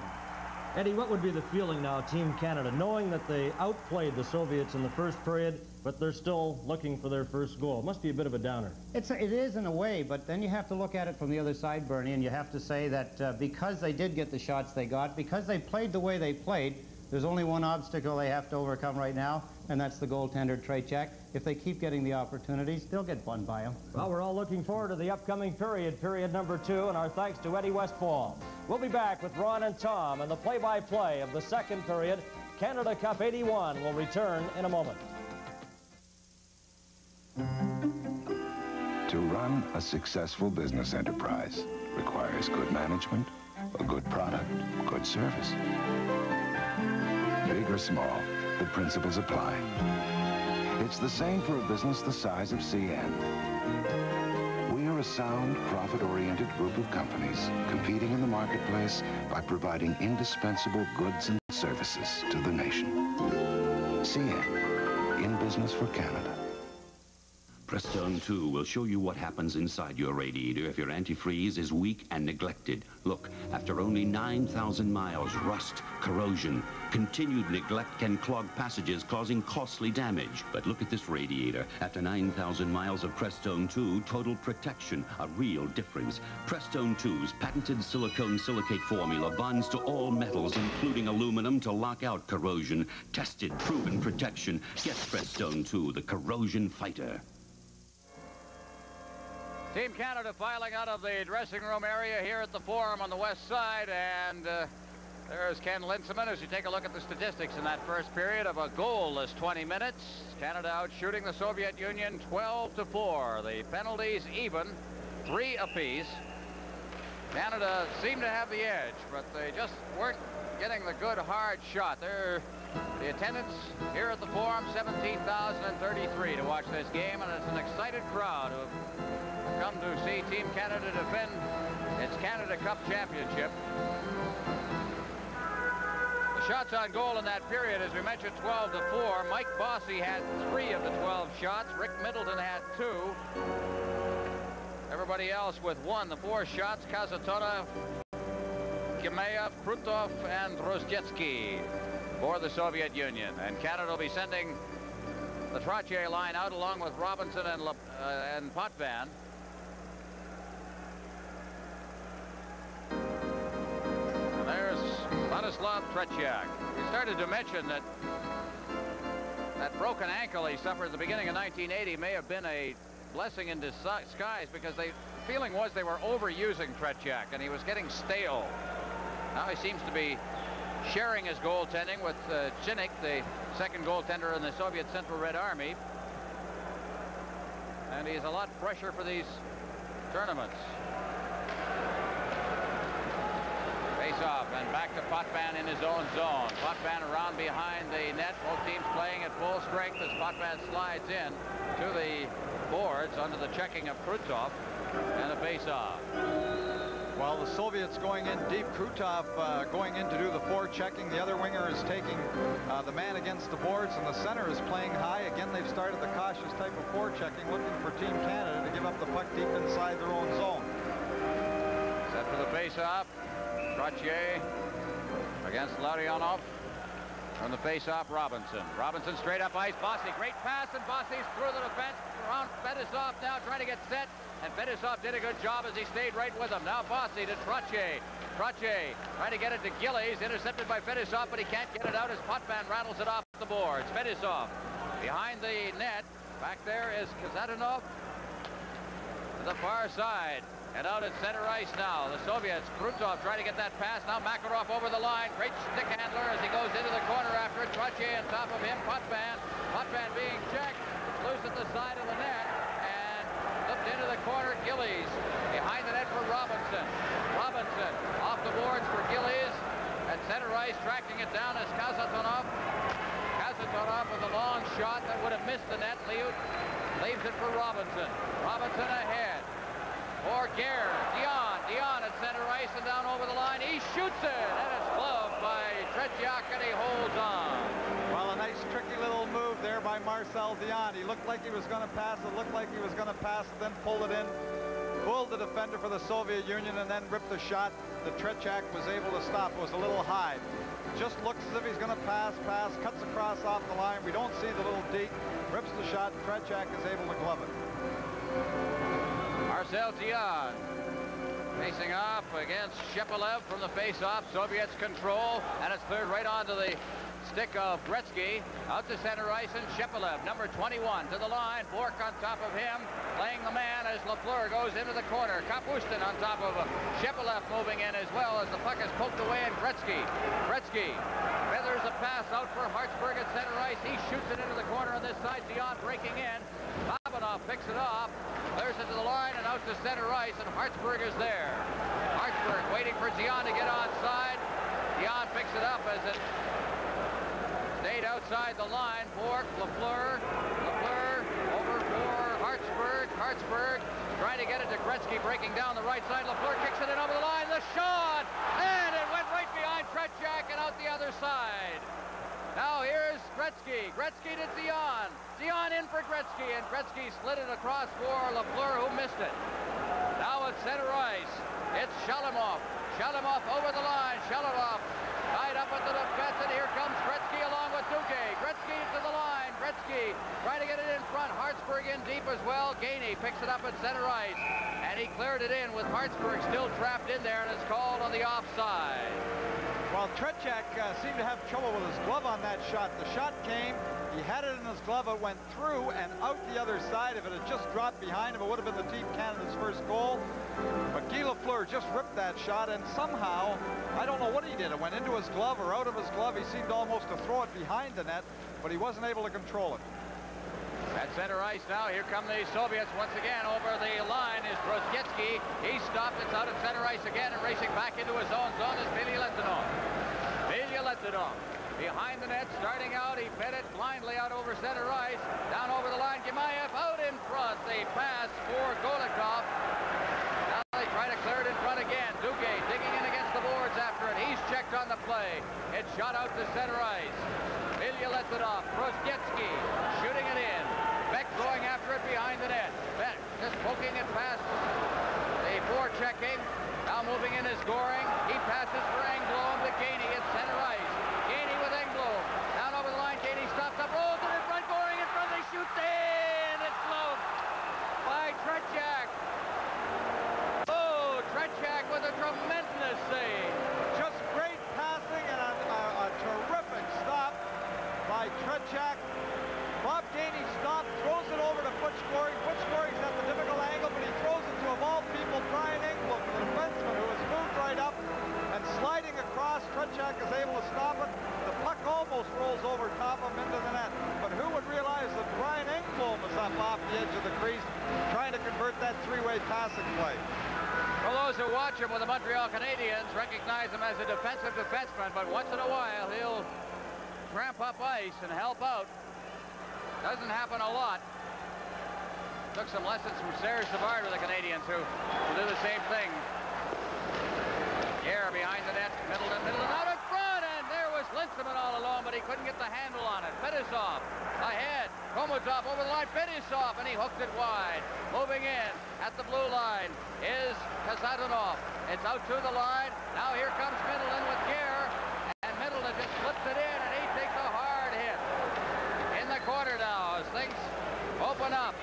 blue line. Potvin at center ice. Komutov. Middleton comes right back in as he gives it to Linsman. Middleton on the give and go, but he couldn't control it. Middleton out in front. It goes by everybody. On the far side, Sportsov. He loses it to Gare. Middleton behind the net, along with Fetisov. Cleared around the boards. On this side, Komutov at center ice for Shalutov. Shalutov, the shot. Steered into the corner by Liut. Now out in front, it goes by everyone at center ice, Babanov. Babanov backing up. The Soviets making a change. Off the boards and past Bossy. At center ice, puck is cleared back into the Soviet zone. And backboard is Babanov. On top of him is Trottier. Puck comes to the blue line. Bossy clearing it into the corner. Great effort by Bossy. Behind the net now, Kazarunov. Gillies throws a check in there. All kinds of contact. Trottier, Bossy's out in front of the net. Trottier battling behind the net. Bossy's got the puck. Moving in his fork, and he took a shot. Now out at center ice. The speedy Makarov down over the line. Makarov looking for a man in front. Rutov couldn't hold it. Out in front of the shot, they score! Larionov got that pass. The defense got trapped down at the other end, and it paved the way to the goal. Well, what happens is the Soviets come with the late bend. You see Makarov looking for the late bend right in the slot. Krutov, as the last defender goes by him, he goes by the net, throws it back out in front for Larionov, who converts the pass. But the Team Canada got caught at the blue line, and they had the fourth man coming. You see 3 men for the Soviets in the picture, and it's the fourth man coming late in the play, Larionov, who converts the pass to score for the Soviet Union. Well, Team Canada running into a hot goaltender here, and the Soviet Union has taken the lead. Larionov will get the goal. The details in a moment is against the boards. Here's Engblom. Engblom shooting it off a leg. The Soviets come to center ice with Shepelev. Shepelev passing it for Kapustin. Shepelev covering up. Gets set in front of the net, and it's off Gretzky's leg. Gretzky to the far side for Zion. Zion trying to get it to Gretzky. It's cleared in front off the skate of Engblom and chipped out to center ice by Beck. Zion trying to feed it ahead for Vasiliev. Beck crossing center ice, shoots it in. That's Babanov off the boards. Engblom will go back into his own end for it. Out of his net is Liut to leave it for Engblom. Engblom ahead for Lafleur. Up to Gretzky. Gretzky to the line. He's checked. Puck brink wide. Shalamov, he is knocked down. And it's called for a face-off. Canada Cup 81. We'll continue in a moment. Second by second, hour by hour, day by day, when you save at the Continental Bank, time is on your side. Because whatever type of savings account you choose, you'll earn interest on all your money every day. And no other bank can say that. Continental Bank of Canada. Bankers in action. Face-off right at center ice, the goal. Larionov, his third of the tournament from Krutov and Makarov at 4:56. From the face-off, puck bounces high in the air. Gainey battling for it along with Rostetsky against the boards. Loose at center ice, Goring trying to get it ahead for Duguay. Robinson now. Robinson straight off ice. Here's Bilyaletdinov clearing it in. Robinson straight ahead. Goring just feeds it off to the far side. Gainey trailing on the play. Now Goring in front, and Duguay took a whack at it, but he fanned on it. Circling back now is Golikov. Off to the far side at center ice. Duguay intercepts. He gets it over the line, but he's checked as he hit the line by Bilyaletdinov, and it's cleared back into Team Canada territory. Potvin off the boards at center ice for Gainey, along with Duguay. Gainey winds up. The shot hits the glass behind the net. Duguay going in after it, along with Pervukin at center ice. Potvin turns, feeds it off the stick of Goring. Duguay. Gainey moving up after it. Gainey backhanding it into the Soviet zone. Team Canada will make a change as Pervukin goes back. Pervukin. Gimayev at center ice. Gimayev circling back with Gare on top of him. Now feeds it back into the Soviet end where Bilyaletdinov has got it. Cleared to the far side. Bilyaletdinov behind his own net. Fetisov ahead now to big Shlutov at center ice. Over the line come the Soviets. Shlutov gets that drop pass, rolls it in front, and it's deflected into the corner. Fetisov, Gare. Now on the far side, Sportsov. Hart's Rosberg. He's checked on the play. Big Skvortsov now out to the blue line. Here's Fetisov. His shot is blocked. Went off the ankle of Gary. He seems to be favoring it a bit. As the puck is cleared out over center ice, Fetisov goes back down into his own zone. Fetisov at center ice. The Soviets moving the puck well now. Shlukhtov. Shlukhtov in over the line. Shlukhtov with a shot. Down goes Liut. He's got it underneath him and holds for a face-off. Canada Cup 81 will continue in a moment. Buying a lottery ticket? Uh-huh. How about a Super Lotto? You mean this one? Super Lotto's the only lottery that can make you a millionaire now. With 3 big chances at a tax-free million. What's going on? A new scratch and win that can make you $10,000 richer instantly. How'd you do that? And a Super Sunday draw at the end of each month. Hey, buddy. Yeah? I'm sold. Good. Can you teach me how to do that? The only lottery that can make you a millionaire now.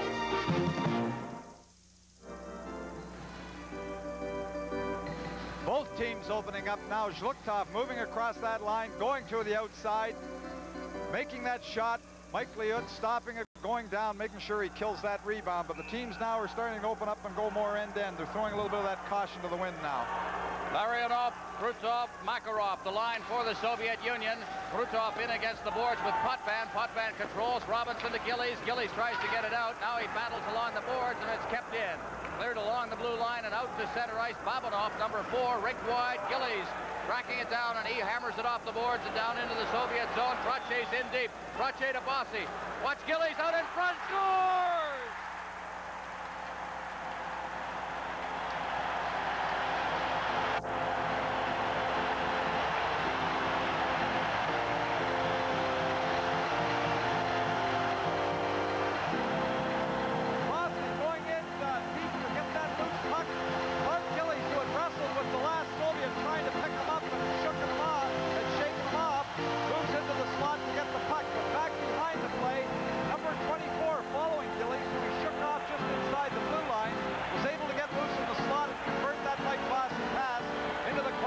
And we got a brand new hockey game.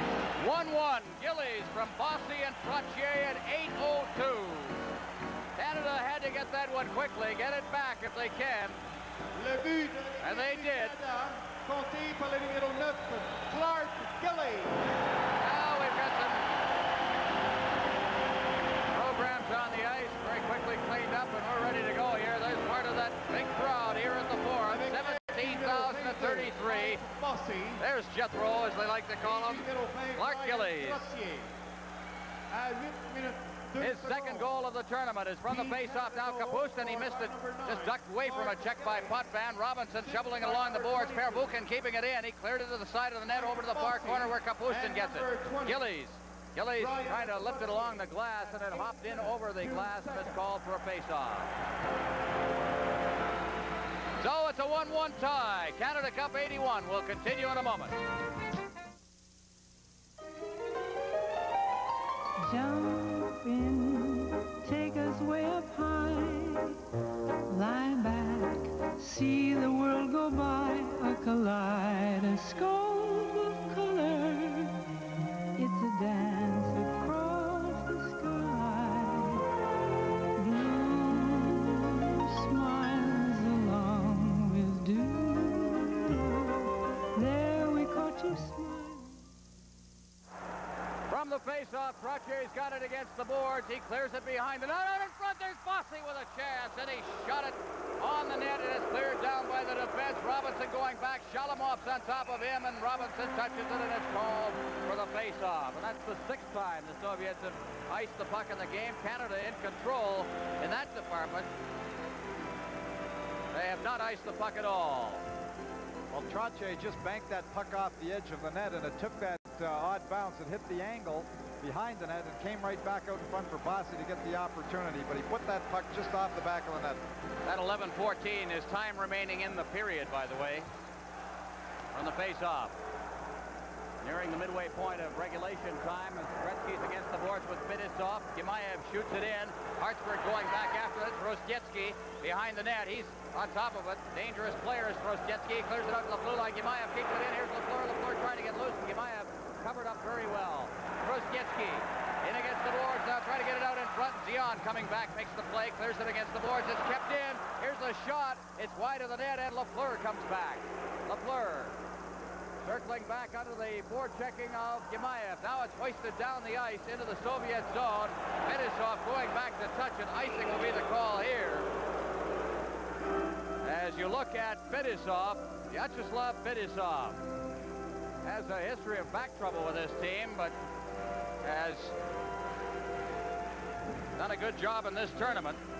Well, I don't know what caused the back trouble, but I can tell you one thing. In the 3 short years since he was a junior, he has been on some kind of strength training program, because he seems like he's about 25% bigger and stronger than he ever was when he played in the World Junior Championships. Right here in this building, 1978. Right here in this building. There are the shots on goal, 17-8. Face off to the left of the Team Canada net. That's Barry Beck behind the net. Beck now feeding it off on the right side. At center ice, Engblom moving that puck, and he shoots it in. Digging in after it is Gainey. Gainey hooked behind the net, and Duguay tried to get it out in front. It's still loose out in front of the net. Finally, the Soviets cover up as Big Shalutov behind his net, starting out, is hooked away from him as Goring is doing a great forechecking job. Now Babanov behind his net, over to the far side, and it's cleared down the ice by Skvortsov. Engblom back to touch it, icing, and a face-off down in the Soviet end. Canada Cup 81 will continue in a moment. Когда мы приезжаем в Канаду, мы любим хорошо поесть. Бифштексы, молочные коктейли, канадский бекон. А еще мы едим много орехов Planters. Мы, русские, любим их за то, что они вкусные, хрустят. И особенно за то, что они свежие. Орехи Planters мы едим их в Канаде. Но их придумали в России, не правда ли? Видишь, изобретено в России.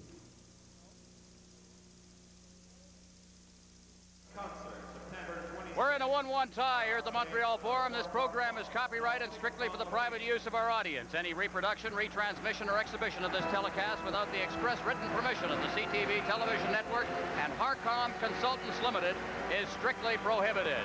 10:02 gone in the second period. Face-off down in the Soviet end. Trottier, correct that. That's Linseman out there, along with Middleton, who's going to take the draw now, and Gare. Here's Robinson. Robinson wristing it down in front. Down goes Gare. Puck is loose inside the zone. Middleton to Robinson. His shot deflected in front as Middleton was cutting through the goal mouth area. Now out in front again, and the Soviets will try to bring it away. Krutov at center ice, getting it ahead to Larionov. Linseman against the boards on the far side. Ilya Lentonov is checked. Back in over the line comes Makarov. Makarov cutting in front of the net. The loose puck is pushed away by Potvin. Terbukin moving in. Back out to the blue line. Ilya Lentonov with a shot. The kick save there by Liut. Against the boards with the Soviets applying pressure. Krutov checked by Robinson. Middleton is there. Middleton up the left side. Tried to flip it ahead for Linseman. He's got it. Clears it to the line. Offside as Middleton went in against the boards and was dumped as he hit the line. It'll be called for a face-off outside the blue line of the Soviets. Well, we were talking about the strength of Fetisov, but how did you like the strength on Makarov? I mean, dynamite comes in small packages. That little guy went to the outside on Larry Robinson, held him off with one arm, and just got in front of that net. He wasn't able to get a good shot, but he went to the outside and just shoveled the puck in front of the net, and the rebound cleared by Team Canada. Makarov from Chelyabinsk in the Soviet Union, transferred twice, once to Dynamo, where he played with the Golikov brothers, and now with the Central Red Army as he does his military duty in the Soviet Union. Shalamov over the line now, drop pass. Kazadanov moving in, is shot, and he whistled it just wide. Good wrist shot. Now Bossy in there. Fetisov behind the net. Trottier hammers him. It's loose in front. They score! Rolled in front, and I believe Shepelev scored it, as Mike Liut just simply didn't see it. Well, the defenseman again moving up for the Soviets. Fetisov that comes behind the net. The defenseman going all the way behind, shoveling it up out in front. Shepelev just throws an innocent backhand, but there's so much traffic in front of Mike Liut, he can't see it. But the defenseman moving right up again. There we see all the people in front of the net. Shepelev just gets the backhand on the stick and shovels it, but Mike Liut can't see it early enough before the puck goes behind him. So I believe it. Shepelev will get the goal. Fedosov will get an assist, and the Soviets lead 2-1. Bork clearing it in. Team Canada coming from behind again. We're down 1-0. Now it is 2-1. Cleared down the ice. Bork will go back to touch it, and it'll be called on the icing. Canada Cup 81 will continue in a moment. Mike Bossy, Wayne Gretzky. These two champions chose Titan hockey sticks for their unique patented construction, for their feel. Titan for their lightweight, for their durability. Titan for their strength. Titan, no other stick scores like it. Off, that's Guy Lafleur down over the line along with Gretzky. Gretzky digging into the corner after the puck. He clears to the side of the net, and there's Dion. Dion with Engblom going in, and the shot was right on. Engblom then gets it, gives it to Gretzky behind the net. Lafleur coasting around in front of the net. Gretzky at the side of the net, can't reach it. Back, here's a 2-on-1. Out at center ice, Grozdiecki going down over the line. He's checked from behind by Beck. And Team Canada covers up as Golikov gets it, but is pushed back out to center ice. Pervukin with Gretzky on top of him. Lafleur's got it. Lafleur clearing it in all the way to Tretiak. Now Vasiliev. Ahead for Sportsov. Gainey's there. Gainey couldn't control it. Komutov's over the line. He makes a couple of good moves inside the line. Komutov cutting for the net. Shoots it to the side of the net, and Gainey is there. Gainey clearing it down the ice. Pervukin will go back, and it won't reach the line as Pervukin clears it behind the net. There's Billy Letonov, and Gainey in forechecking. Gainey clears it to the side of the net. Goring, Duguay after it against the far boards. Robinson keeping it in. Behind the net for Goring, and it hopped over his stick. Gainey going in after it. Along the boards, Komutov at center ice. And Potvin missed a check on Big Shlutov. Along the boards and down into the Soviet end, Pervukin. There'll be no icing here as Goring goes into forecheck. Pervukin on the far side for Billy Letonov. It's stolen. Down goes Goring. Puck is loose inside the zone, now cleared out, and Robinson has it to Middleton. Gare can't reach it. Brutov. He goes over the line. Potvin. But Brutov, number 9 for the Soviets, in doing some forechecking, but Robinson takes over. Robinson ahead for Middleton. Shlutov to Middleton. He's checked, but Robinson trailing on the play goes in deep. And it is called for an offside. 13 minutes, 46 seconds gone in the second period. The Soviets leading 2-1. Their goal scored by Shepelev and Larionov. Gillies has scored for Canada. Larry Robinson played his best hockey of the tournament the last 2 games, saving it for the key moments. Tom, notice the way the shots on goal have narrowed down. 19-12 right now. And there are more shots on goal, which is an indication that the play is starting to go end-to-end, and both teams are trying to score goals a little harder and not quite as cautious as they were earlier in the hockey game. Soviets out shooting Canada 8-7 in this period now as Fedosov. There's it to the wing. Brutov out at center ice for Makarov, covering up now. Over the line is Kazatonov. There's it in front of the net on the short side. Leo just stood in there. Now having trouble controlling it is Hartsburg along for Gare. Gare to Linseman. Larionov moves in. Fedosov clears it in front, and Bork wheels around, clears it out to center ice for Middleton, who just relays it down towards Linseman. Taken by Makarov. Here comes Middleton to the line. Middleton, and he's knocked down by Fedosov. Bork going in. Gare is there. And the puck is cleared out to center ice and down into the Team Canada end. Hartsburg behind his own net. Canada making a change. Gillies gets it. Gillies can't get it out of the zone. Kapustin, his quick shot. Blocked by Liut. Bork has it. Bork off the glass. Gillies at center ice. He can't control it. Shepelev still in the center ice area. Kapustin. Vasiliev trying to get a rink wide. Does with a great pass. Gillies in front of the net. Now the shot, and he just shot it wide. Brutov in there, and he takes a good bumping. Now the shot deflected wide of the net. Over there is Shalamov trying to get it out to the point. Down goes Gillies on the play. Lots of bumping going on right now as the puck is deep inside the Team Canada zone. Shepelev trying to clear it out in front. Loose in front, and it's backhanded wide by Shalimov. Now Gillies. There's going to be a penalty to Hartsburg, who is playing without a stick. Hartsburg not too happy, lost the stick. Everybody was running around deep in the Team Canada zone. They were running around, not able to control the puck. Everybody was out of position. Hartsburg, in losing his stick, is forced to go after the player without him, grabbing around the neck, pulling him down, and he has the holding penalty. So Craig Hartsburg goes off for holding. That's the first penalty in the period. The fourth to Team Canada. The Soviets have picked up 3. Craig Hartsburg, 2 minutes pour avoir retenu. À 15 minutes.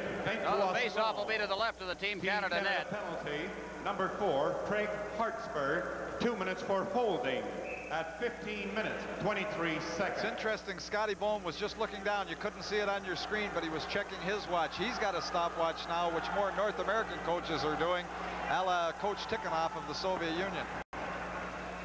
Trying to keep those ships from getting too long. Kazatonov behind his own net.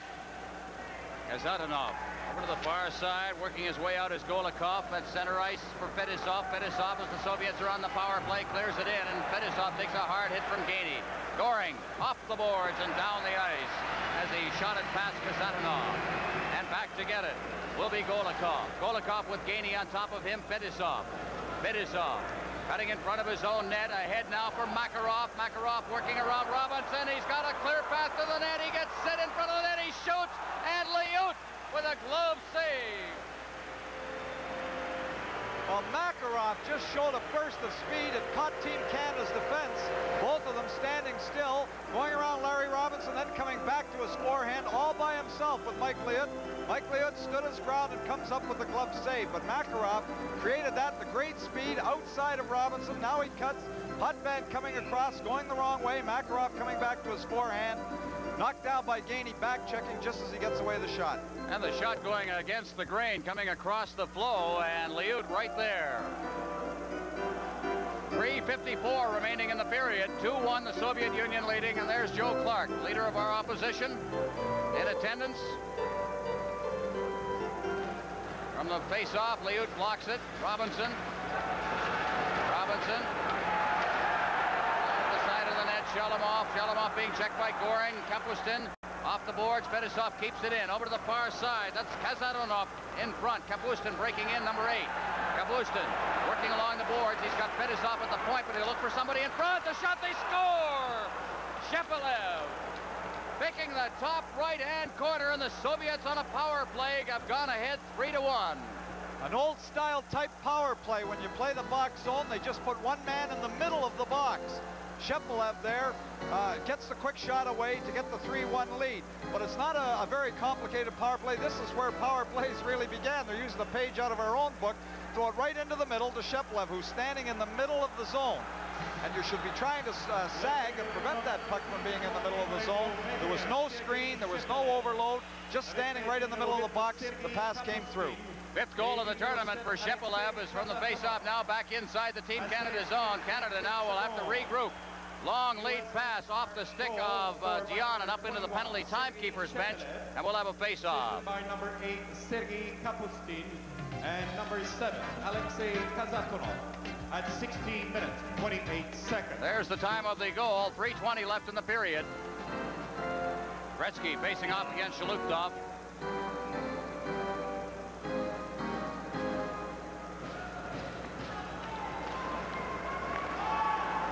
Now from the face-off, Engblom ahead. Gretzky. Dion breaking in. Dion looking for that path to the net himself. He one-hands it onto Tretiak. Cleared out to Engblom. Keeps it in. Rolls it wide of the net. Jammed in against the boards by Tretiak, in against the netting behind him, and it's held for a face-off. Canada Cup 81 will continue in a moment.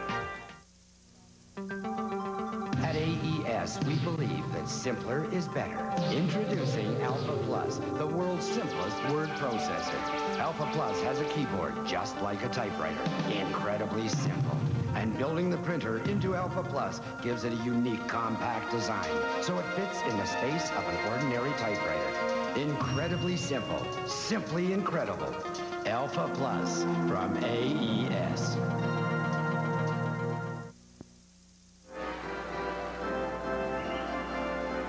So the face-off will be to Tretiak's left. Dion will take the draw, as he has done so often. Gretzky suffering an elbow injury, and he wins that draw, and it's Bork off the boards. Dion with the puck behind him, didn't see it. He was looking for his check. Now it's Sportsov at center ice. Sportsov clearing it in. Bork's right there, and off the boards, back out to center ice. Soviet, Shlukov trying to bring it in. Kumatov. Now Lafleur up the right side. Lafleur over the line. Lafleur cutting for the net. Lafleur out in front, and Dion fanned on it. Shlukov at center ice, and Lafleur comes back to make the check on him. Gets it again. Now Lafleur back for Bork. Bork out at center ice as Lafleur starts to really skate here. Over the line, here comes Lafleur with Dion. Dion's got the puck. Dion's over the line. Dion dropping it off. Lafleur cruising in front of the net, and it rolls into the corner. Lafleur in there, along with Pervukin. Dion moves in, and it'll be held in the corner for a face-off. Second intermission coming up, and here's Bernie Pascal with a preview. Ron, the pace of this game has just been simply outstanding, and the Soviets, of course, leading Team Canada. Coming up in our intermission, we have these interesting items. Daryl Sittler will drop along, and Bud Esty from Hockey Canada, a Terry Fox Day update from Toronto, and Eddie Westfall, along with second period highlights. And now back to Ron and Tom.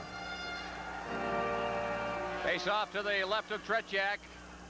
Trottier, Bossy gets it back. Potvin got it to the point. The shot, a screen shot.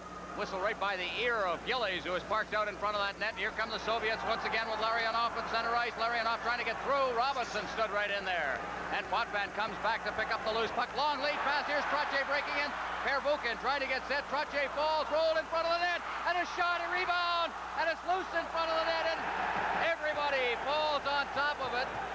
Pervukin there, and the crowd calling for a penalty as somebody grabbed the puck right in front of the goal crease. Well, in the crease grabbing the puck, for any other man except the goaltender, it's a penalty shot, and that's what the crowd was yelling about. Although I believe it was the defenseman that jumped on it. We're going to get a look at it as it comes. The shot by Bossy in front of the net. Gillies just failing to get the puck over. It hits Billy Adinov there, and he jumps on it in front. If he holds it inside the crease, it's a penalty shot. If the goaltender holds it, of course, it's just killing the play. But you see him going down, holding the puck there inside the crease, but Tretiak was in there as well, and the referee rules that it was the goaltender that killed the puck. Boy, I'll tell you, can Mike Bossy pull the trigger quickly? Gee, that's how he scores 60 a year.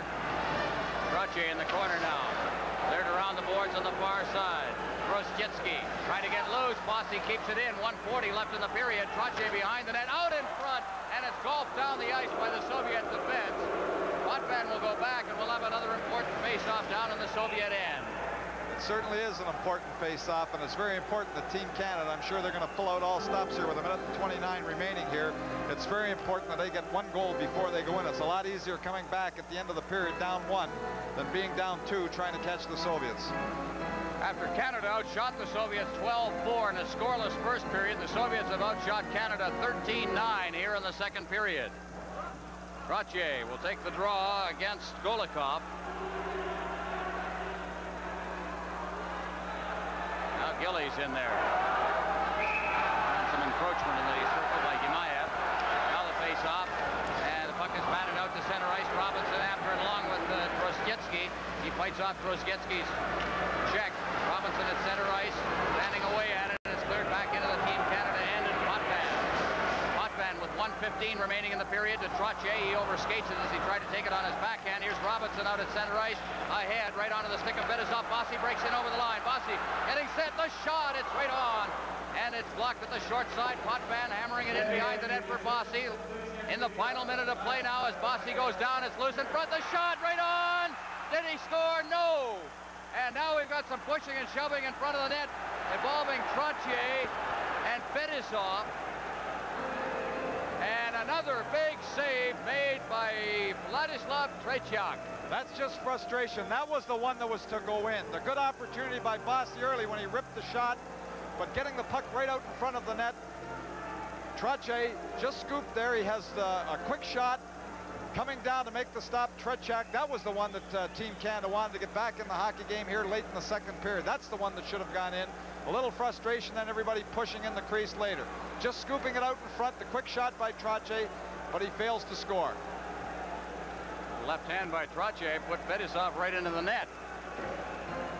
So we'll have a face-off in the Soviet end. Another important one. 53 seconds remaining in the period. How Canada would like to get a goal here. L'Union soviétique au numéro 2, Vyacheslav Fetisov. And the two of them are going off. Canada au numéro 9, Clark Gillies. 2 minutes chacun pour Rudess. At 19 minutes. Prime Minister Pierre Elliott Trudeau watching this one.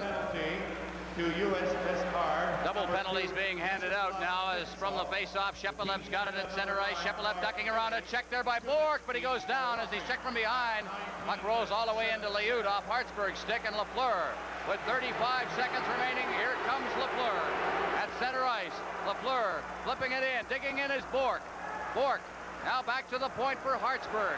Hartsburg, the shot, it bounces right in, it's loose, and it's cleared out to center ice. A broken stick there by Shalamov, and it's down into the Team Canada zone with 17 seconds left, and icing. And the face-off with 15 seconds left will be in Soviet territory. Smart play by Mike Liut. He came out to try and tap that puck. He was going to give it to his defenseman to turn it back up. And then he read the icing call and let Craig Hartsburg come back, so he's going to get it all the way back to the far end anyway. Hopefully Team Canada can win the draw deep inside the Soviet zone. They're going to let Gretzky take the draw here, at least at this moment. Very important face-off again. With 15 seconds remaining, Shlutov will face off for the Soviets, and out comes Brian Trottier, and Gretzky will come off. At least he will not take the draw. Let's see how Team Canada lines up here. 4 skaters to 4. A shorthanded situation as Gillies and Fetisov are in the penalty box for roughing at 19:07. 15 seconds left in the second period. Lafleur golfing it to the side of the net. Lafleur gets it again.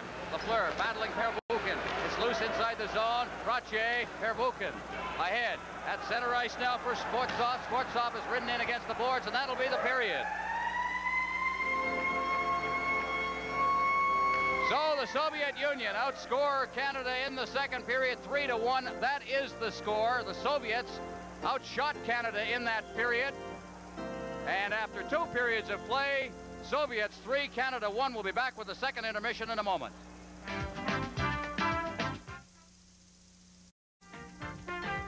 All 4 goals in this game scored in the second period. Shepelev getting 2 goals for the Soviets. They lead Team Canada by a score of 3-1. And joining us now in our intermission studio at the Montreal Forum, Darryl Sittler of the Toronto Maple Leafs. And I know, Darryl, it must be very tough to sit in the stands and watch this type of game. The pace, considering they're going end to end. Yeah, it's a great game. It's not fun sitting out, but at the same time, I'm very proud of the way our team has played. Throughout the tournament, we haven't lost a game, and we're not going to lose this one tonight either. Darryl, let's go back to training camp. You were invited with the understanding, along with everyone else, 35 players, and it was a great honor, I guess, just to be named to the camp. Anytime you're involved in such a tournament where you're playing with the best players in Canada against the best players in Europe and in the United States, if you're asked, it is an honor. And all of our players have worked hard all summer long and for this game tonight, and it's going to be tough this third period, but I'm sure we're going to pull it up. Darryl, I can say one thing. No one has been more supportive of Team Canada than you. You've been at the practices, you've been in the dressing room, you've been attending the games. What is the feeling from the players? Well, it's been a long 5 weeks. Yeah, they've had a lot of hockey in 5 weeks, and they want a victory tonight very badly. It's unfortunate that when you're in such a series that it comes down to just one game. Like I said, they haven't lost a game. They beat the Russians in exhibition game, and they beat them badly here in Montreal last week. And to come down to one game to, the result of the tournament, it's tough. But I know they can rebound and come back. Well, it came down to one game in the first Canada Cup, and that was the winning goal you scored against Zarilla of Czechoslovakia. One of the most memorable goals of all time, and I'm sure it's vividly in your mind. It is. Standing there tonight when they were playing both national anthems, I think that's the closest that's come back to me since scoring that goal. There was a chill in my spine, goosebumps, and it's something I'll never ever forget. I think in international hockey, like our players, we have so much respect for the Czechs, for the Russians, for the Swedes, and the Finns, the United States team, and I'm sure they have respect for us, and it's a great event. Well, we all have respect for Darryl Sittler, too, and continued good luck to you with the Toronto Maple Leafs, and I know we're all pulling for Team Canada in this third period. Very much so. Okay, Darryl Sittler has been our guest, and let's recap the second period summary of this game. There you see the scoring statistics. Larionov scoring for the Soviets, then Clark Gillies tied it up from Bossy and Trottier, and then the 2 goals by Shepeliev, and he has certainly been hot in Canada Cup 1981, and that's how it stands after 40 minutes of play here at the Forum, the Soviets leading by a score of 3-1. Our guest now is Mr. Bud Esty, the representative of Hockey Canada. He's a Justice, Supreme Court of Canada, and I know, Mr. Esty, you have a very important message to pass on to us. Well, it doesn't concern how we're going to get 2 more goals to tie this up. The world tonight is full of crossbars and goalposts for us. But, well, Hockey Canada, as you know, stages this tournament and our other international games. It's increasingly difficult for us to find, when we haven't the availability of these professional athletes we have tonight, to find enough talent to stage a world-level team. So we have instituted a program of athletic assistants across the Canada. We don't like, the universities don't seem to like hockey scholarships as an expression, but that's what they are. About 500 to 700 Canadians every fall go to the American universities on hockey scholarships. Some of those kids end up in the National Hockey League, and some never come back. It's a great loss to us, and also it means our university hockey cannot compete with American university hockey anymore. So what we plan to do is to cut off the drain on us of the 500 to 700 each year and stage a hockey assistance program in Canada and build up from that, peaking on the Olympics and also on the off years when we haven't got the stars available that we have tonight. Okay, and we thank you very much for dropping by, and I know we're all pulling for Team Canada in that third period, Mr. Esty. Thank you. Thank you. Okay, and we'll be back. It's 3-1 for the Soviets over Team Canada. Shepeliev getting 2 goals there in that second period, and you talk about action. We certainly have it tonight here at the Montreal Forum. And Team Canada in the first period dominated play and then came back. After the Soviets got the go-ahead goal, they tied it up, and end-to-end rushes, and the Soviets with 2 goals, but the action's just been unbelievable. And we're proud now to have the Prime Minister of Canada, Pierre Elliott Trudeau, with us. And Mr. Trudeau, you're right. I know you were really excited out there. Yes, it's a very, very tight game. I don't think I've ever seen a faster one. There's a lot of forechecking. They're always getting in there. They don't let... Well, there's not too much dumping, eh? I think the Europeans have taught us that, to be with the puck all the time. And I must say that these Russians are very good at it. In terms of nationalism, too, it's just amazing. The whole country's behind Team Canada. Electricity in the Forum, eh? When the game began and when we do something right. It's good to be testing your skills against a great team like the Soviets and a great goaler. They've put a lot of work trying to get the puck past Tretiak, but he's been outstanding. And I'm sure you're very proud of the way Team Canada's been put together just in a matter of weeks and representing the National Hockey League and all of Canada. There's a great spirit there, and the passing for a team that hasn't played long together is remarkable. Even the short passes, they're right there. But we got a big opponent, and we're still in the game. Got one more period. Well, we'll see what we can do in that third period, and I know you're offering your support. We get a couple of shots of you in the stands, and you are a very avid hockey supporter. Well, I started watching it in the Forum a long while ago, in the late 20s. My dad used to bring me in days of Aurel Joliat and Howie Moran's. I don't see the game so often now as I did when I was a boy. What are your boys? Are they hockey fans? When there's holidays, I bring them, but I can't take them during the school year. Okay, well, we're all pulling for Team Canada, Mr. Trudeau. Thank you. Okay, very good. Thank you very much. Prime Minister of Canada, Pierre Elliott Trudeau. And Canada Cup 81.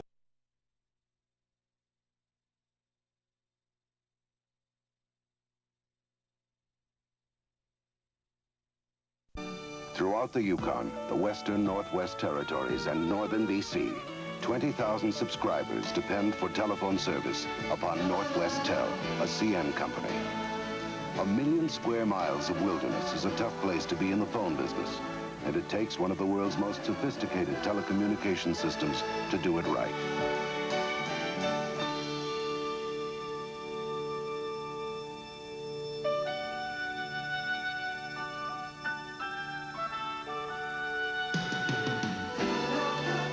people we serve is small, the distance is vast, and the difficulties enormous. Yet Northwest Tel pays its own way because it's run efficiently.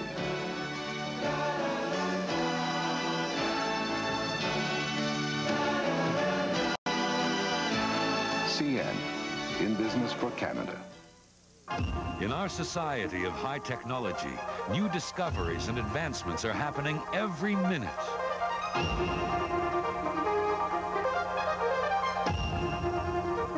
Explore some of the recent startling breakthroughs in the areas of computers, robotics, space, and bionics in the CTV special, The Future, What's Next, September 15th.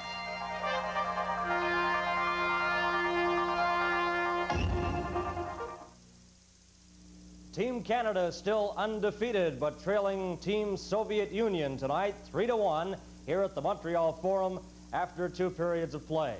Now let's join Lloyd Robertson in Toronto and a Terry Fox Day update. Lloyd? Thank you, Bernie. Yes, we have some more information on how we're doing here on the Terry Fox Day run, the continuation of the Marathon of Hope by hundreds of thousands of Canadians across the country and around the world. The estimate of money raised up to this time is $2,177,683. 700 communities across the country participating, and over 169,000, as you can see now, almost 170,000 runners. So, Terry Fox Day, a big day for many thousands of Canadians, and a very special day in Port Coquitlam, British Columbia, Terry's hometown. So many showed up for Port Coquitlam's 10-kilometer run. They had to start the event a half hour earlier than planned, and among those taking part, friends of Terry Fox and some family members. And joining us tonight in the studios of BCTV in Vancouver, Terry's parents, Betty and Rolly Fox. We saw you raising the flag there, Mr. Fox. What were you and Mrs. Fox doing today on the run?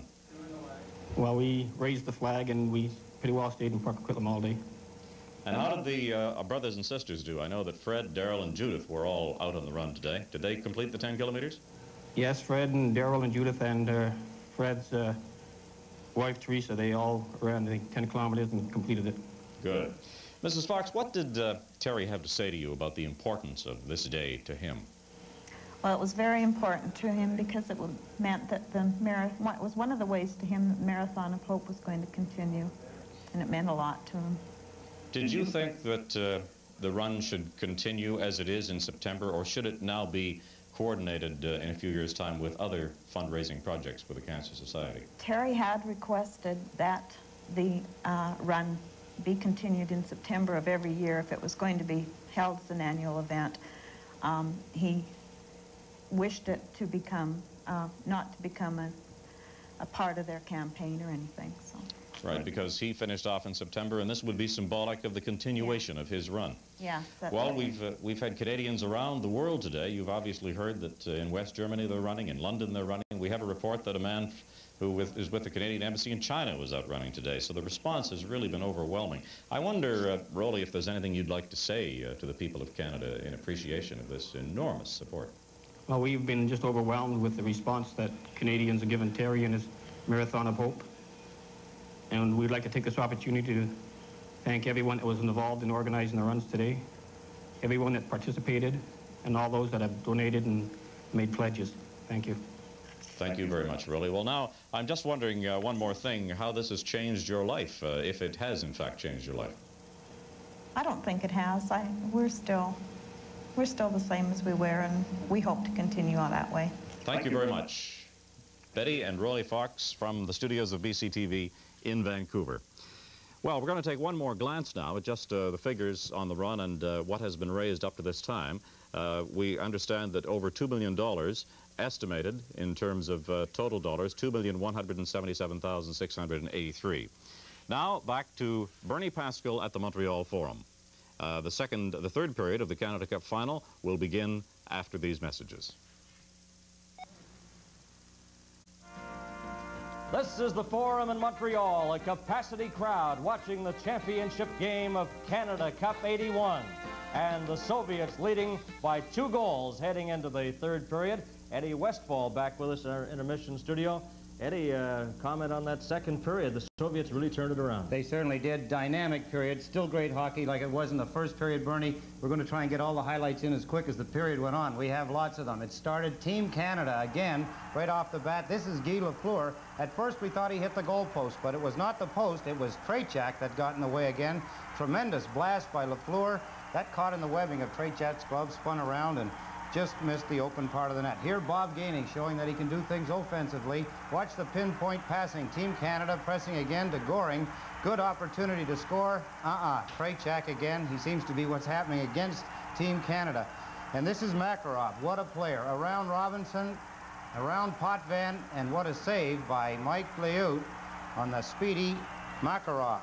Clark Gillies, Brian Trottier, Mike Bossy trying to get Team Canada going here. Good play. Bossy takes the shot. Rebound by Gillies. And the puck is blocked, fallen on by Belylenev. Everybody thinks, of course, that could have been a penalty shot. He fell on the puck in the crease. Here again is a good chance for Brian Trottier. Right in front. Good shot. Good save by Trachak. That's what happened. That didn't result in goals, Bernie. We did have goals. We had all kinds of goals in the sense that there were 4. 3 of them going to the Soviets, 1 to Canada. And it opened right here. There's the shot. Clark Gillies had taken Larionev down. Larionev right here, the second view we see. Number 11 gets up. Clark Gillies still down on his knees. He gets the puck, puts it in. That's 1-0. That's at 4:56. And then Team Canada comes storming back. Bossy, Trottier, Gillies. This time Clark Gillies finds the lower left-hand corner, 8:22, and the score is tied at 1 apiece. Good picture of it here as Clark Gillies, left open in front of the net, drills it past Trachak. 11:15. Watch behind the net. Brian Trottier has been trying to wear out that number 2, Kastanoff. Boom, he hits him, but the puck comes out in front, and it's tipped over to number 21, Shepelev. He does not get a blistering shot away by any means. Liut is blocked. His view is blocked on the play. The puck trickles through the feet into the net. It's now 2-1. And then at 16:28, a power play goal. Hartsburg is in the penalty box, and Shepelev, who looks like Bossy, watch how quick he releases this puck. He's left open. One of the few mistakes that the penalty killing of Team Canada has made, and they made it there, leaving 21 Shepelev alone in front of the net, and boom, it was in, 3-1. And that's been dangerous. An expert job of analysis. Eddie Westfall, thank you very much. We'll be back with Ron Roos and Tom Watt and the play-by-play of the third period. Canada Cup 81 will return in a moment.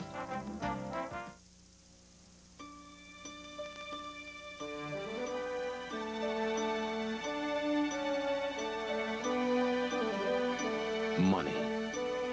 Money in action. Working for your business non-stop. That's the promise of the Continental Commercial Banking System.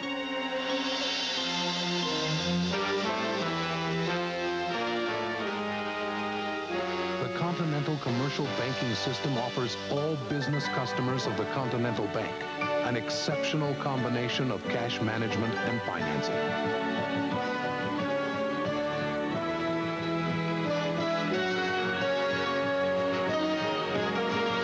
Your money work as hard as you do. To turn money into a living, moving part of your company. Make the Continental the action bank for you and your business. Continental Bank of Canada.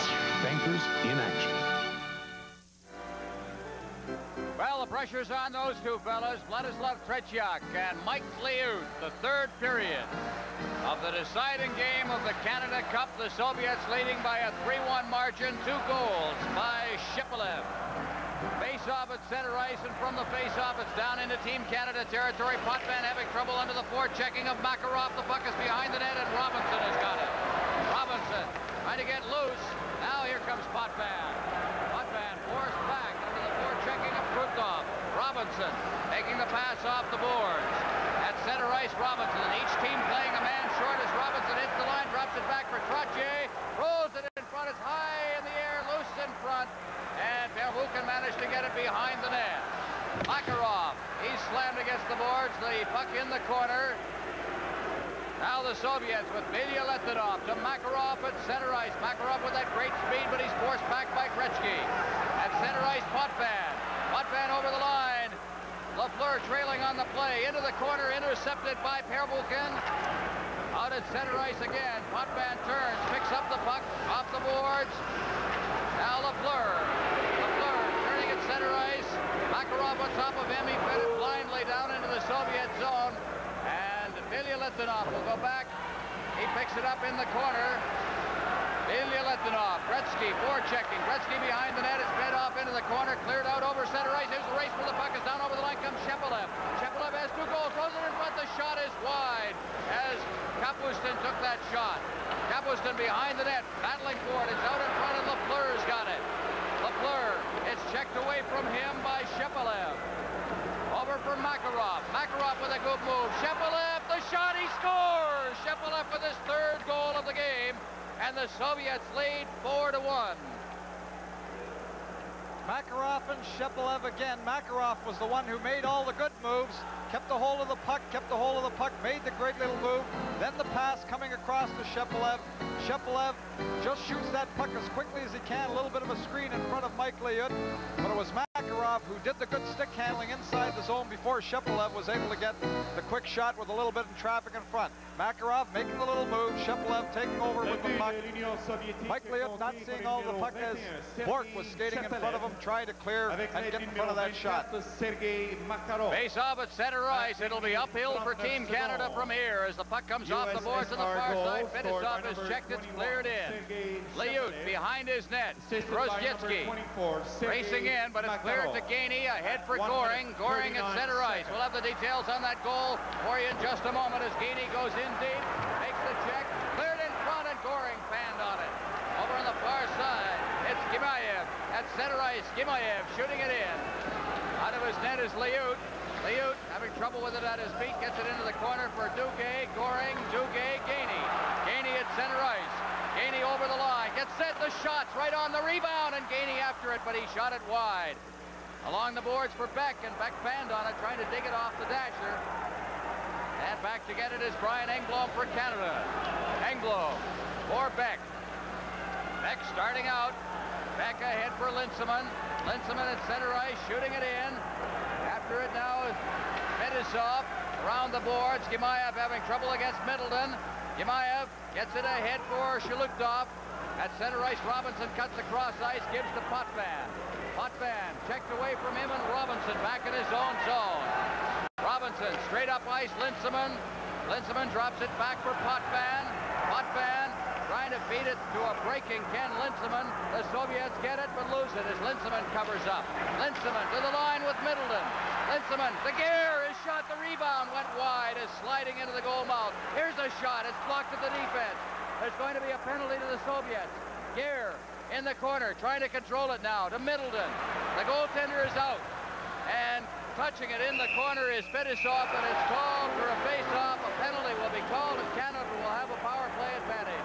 Canada Cup 81 will continue in a moment.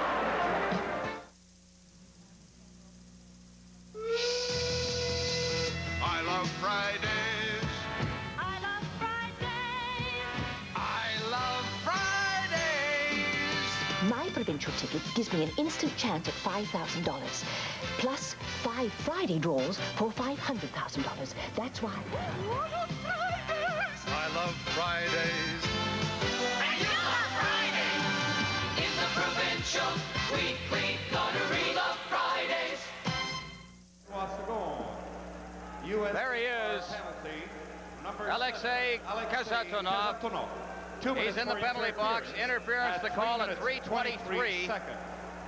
The goal, Shepelev his 6th from Makarov and Shalamov at 1:39.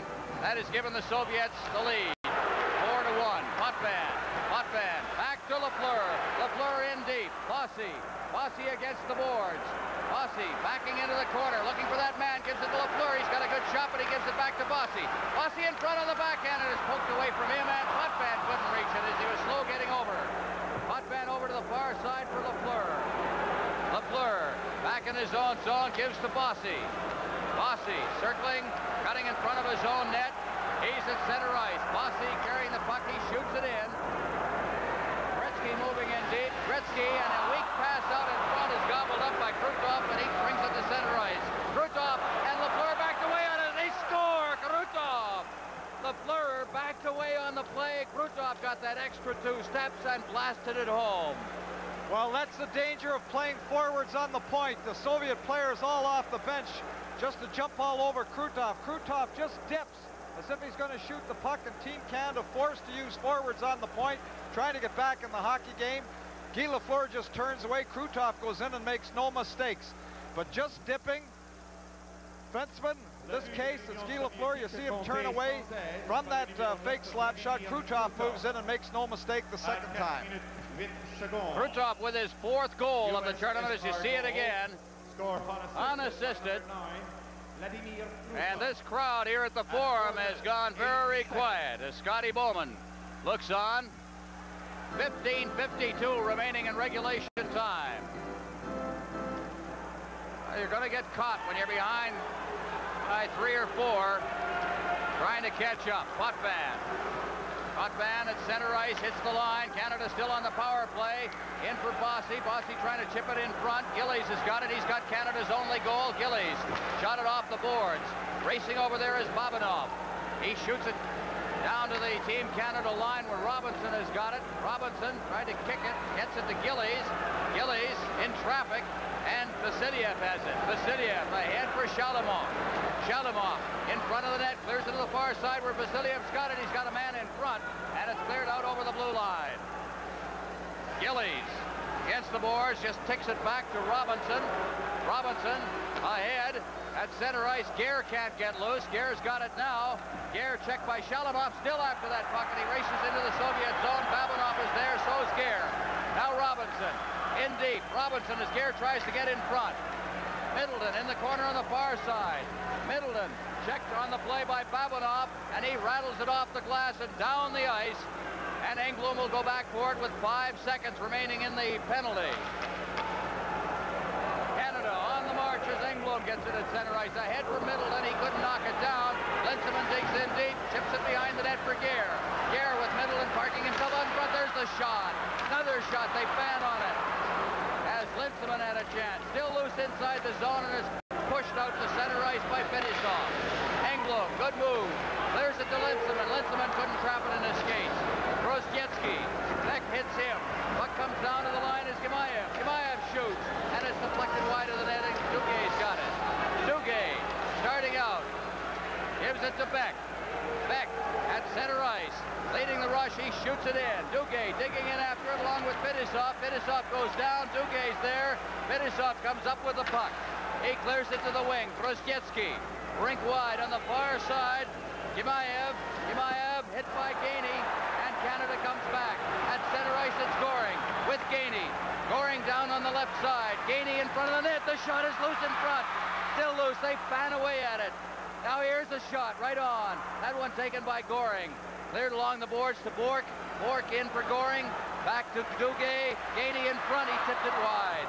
Grostietsky clears it past Hartsburg at the point and down into the Team Canada zone. Bork goes back. No icing. Bork to Hartsburg. Back intended for Bork, but Lafleur will go back into the corner for it. Lafleur, Hartsburg. Back for Lafleur. Lafleur out to center ice. Lafleur passing it rink wide. Over the line now, Zion. Zion. Beating it behind the net for Gretzky. He's pushed off the puck. Lafleur, Gretzky out in front. And nobody can reach that one. The Soviets come away with it. Sportsov at center ice. Sportsov cutting for the net. Lafleur with a great back-checking job. Here's Robinson. Robinson end-to-end to play now. At center ice, it's Robinson to Gretzky. Robinson again. And he tried to shoot. Realized there was a player in front of him. Now controls it against the boards. Gretzky to Dion. His shot's right on. Now starting out for the Soviets, it's Shlukhtov. Over to the right wing. Sportsov shooting it in. Liutz out of the net. Potvin. We've played about 5 minutes without a whistle. Here's Lafleur. Over for Dion. Dion had trouble with it in his skates. It's cleared in over the blue line. Team Canada making a change, a delayed whistle. And finally, we get a whistle. Canada Cup 81 continues in a moment. There are a lot of aircraft on exciting missions in the Canadian Armed Forces and challenging jobs for good people with the regular forces or the reserves, pilots and navigators and others. If you've got what it takes, we've got a great life for you. There's no life like it. There's no life like it. We're the Canadian Armed Forces. Look for us in the yellow pages under Recruiting.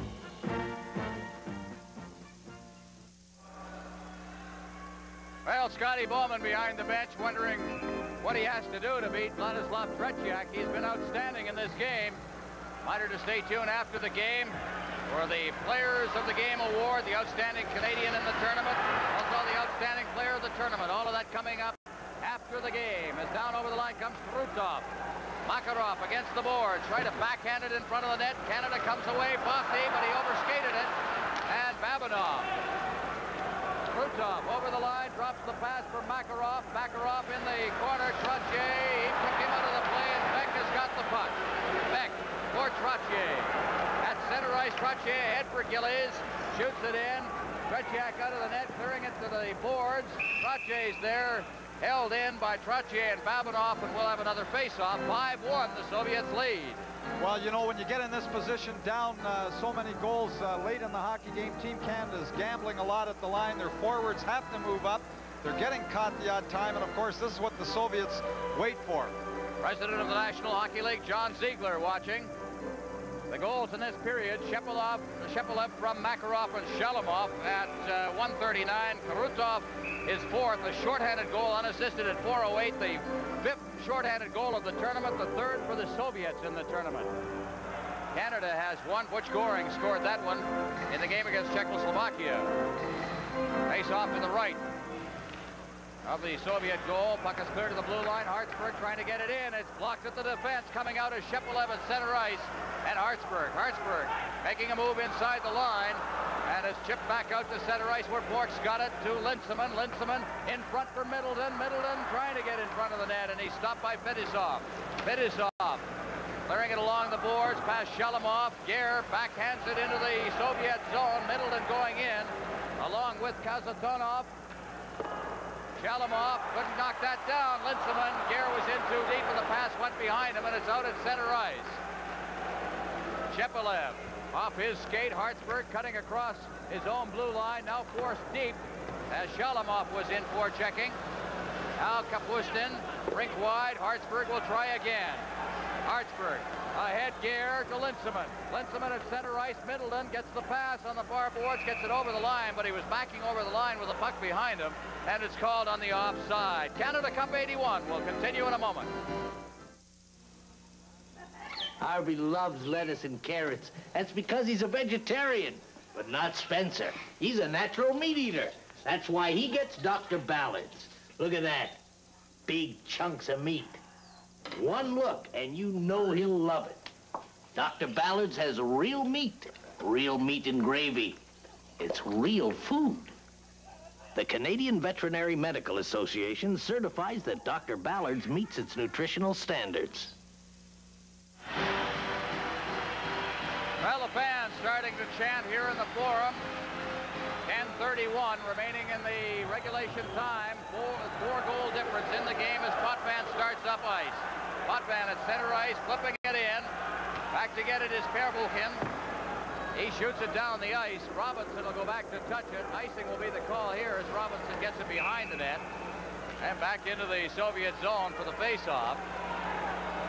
The goal scorers, of course, the big man is Shepelev, who has scored a total of 5 goals in the playoff segment of the Canada Cup. He had 1 during the first 5 games, scored 2 in Ottawa against Czechoslovakia, 1 of them on that penalty shot, and has added 3 more here. He's like a secret weapon, as he has come out to do a great job for the Soviets when it counts.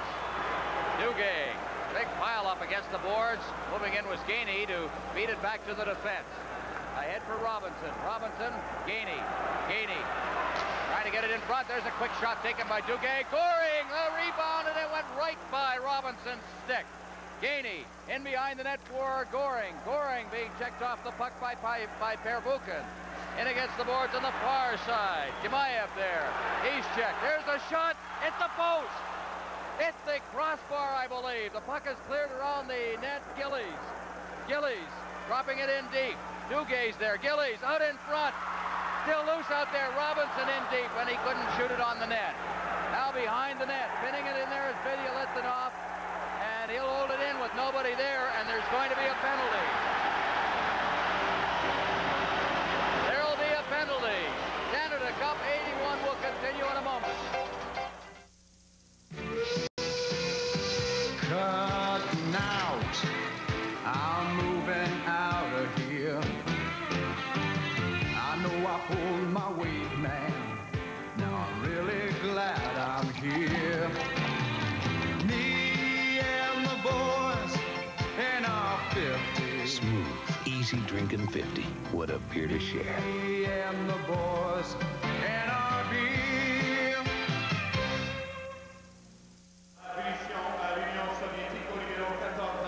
Vilya-Litvinov off at 10:38 for delay of the game. Team Canada played that very smartly, I thought, behind the net. While Team Canada was creating the confusion inside the Soviet zone, you notice Larry Robinson moving up often and right in front of the net. They're taking all kinds of chances now. They have to. Everybody is storming that net, trying to get back in the hockey game here. It's important that they get a goal and get a goal early, and let's go to the net. That's Bossy against the boards. Bossy trying to get it to Trottier. It was behind him, and Big Slukov at center ice shoots it in. And Bork goes back for it. Bork behind the net, trying to control it, gets it into the corner, and going the wrong way on the sequence was Dion, but he covers up. Bossy, Trottier. Trottier drops it off for Gillies. Gillies over the far side, the shot, and he shot it wide. Dion was all alone. Trying to pick the corner on the short side. It's cleared to the point, and Dion couldn't trap it at the blue line, and it's down the ice. Oh, as Canada had chances in this period. Just can't either get it on the net or get it past Tretiak. Had a crossbar. Here's Bork. Out over the line now. Bork deep in Soviet territory. Bork picking it up now to Trottier. Trottier to Bork. Bork's got Gillies right out of the point. He's also got Dion. Dion gets the pass. Dion getting set. Now Bork. Bossy in the slot, so's Trottier. Out to the point for Dion. His shot drips over top of the net. Gillies flipping it along the boards, and it reflects up into the crowd, and it'll be called for the face-off with 8:14 remaining in regulation time and 52 seconds left in the penalty to Vilya-Litvinov. Ryan Trottier, who you see going off, he was parked right in front of the net, causing all kinds of confusion. But the Soviets did a good job at keeping the puck to the outside. Canada controlled that puck, was working it. The fans getting a little impatient, wishing that they would take that shot. But of course, they're trying to set up the one good shot. The Soviets doing a good job keeping the puck to the outside. Face-off to the right of the Soviet net. Gretzky taking the draw. From the face-off, Gretzky gets it back to Robinson. Robinson along the blue line, now into Middleton. Middleton trying to feed it through. It's loose in the slot. Still loose in there as it hit a leg. Finally, it's cleared down the ice, and Robinson will go back into his end for it. 8 minutes left in regulation time. 35 seconds left in the penalty as Robinson fights off a check and brings it to center ice for Middleton. Middleton hits the line, rolled off the end of his stick. Robinson moving in, but it was flipped out to center ice once again, and Lafleur's got it. Lafleur to Potvin. Potvin drops it for Gretzky. Gretzky in front, and it just poked away from him. Robinson, Gretzky working in deep, trying to find that man in front. Lafleur floating through there, gets it back to Potvin. Potvin shot, and it's deflected off a leg. Lafleur in front, nobody there. Now moving in is Potvin. Potvin as the penalty ends.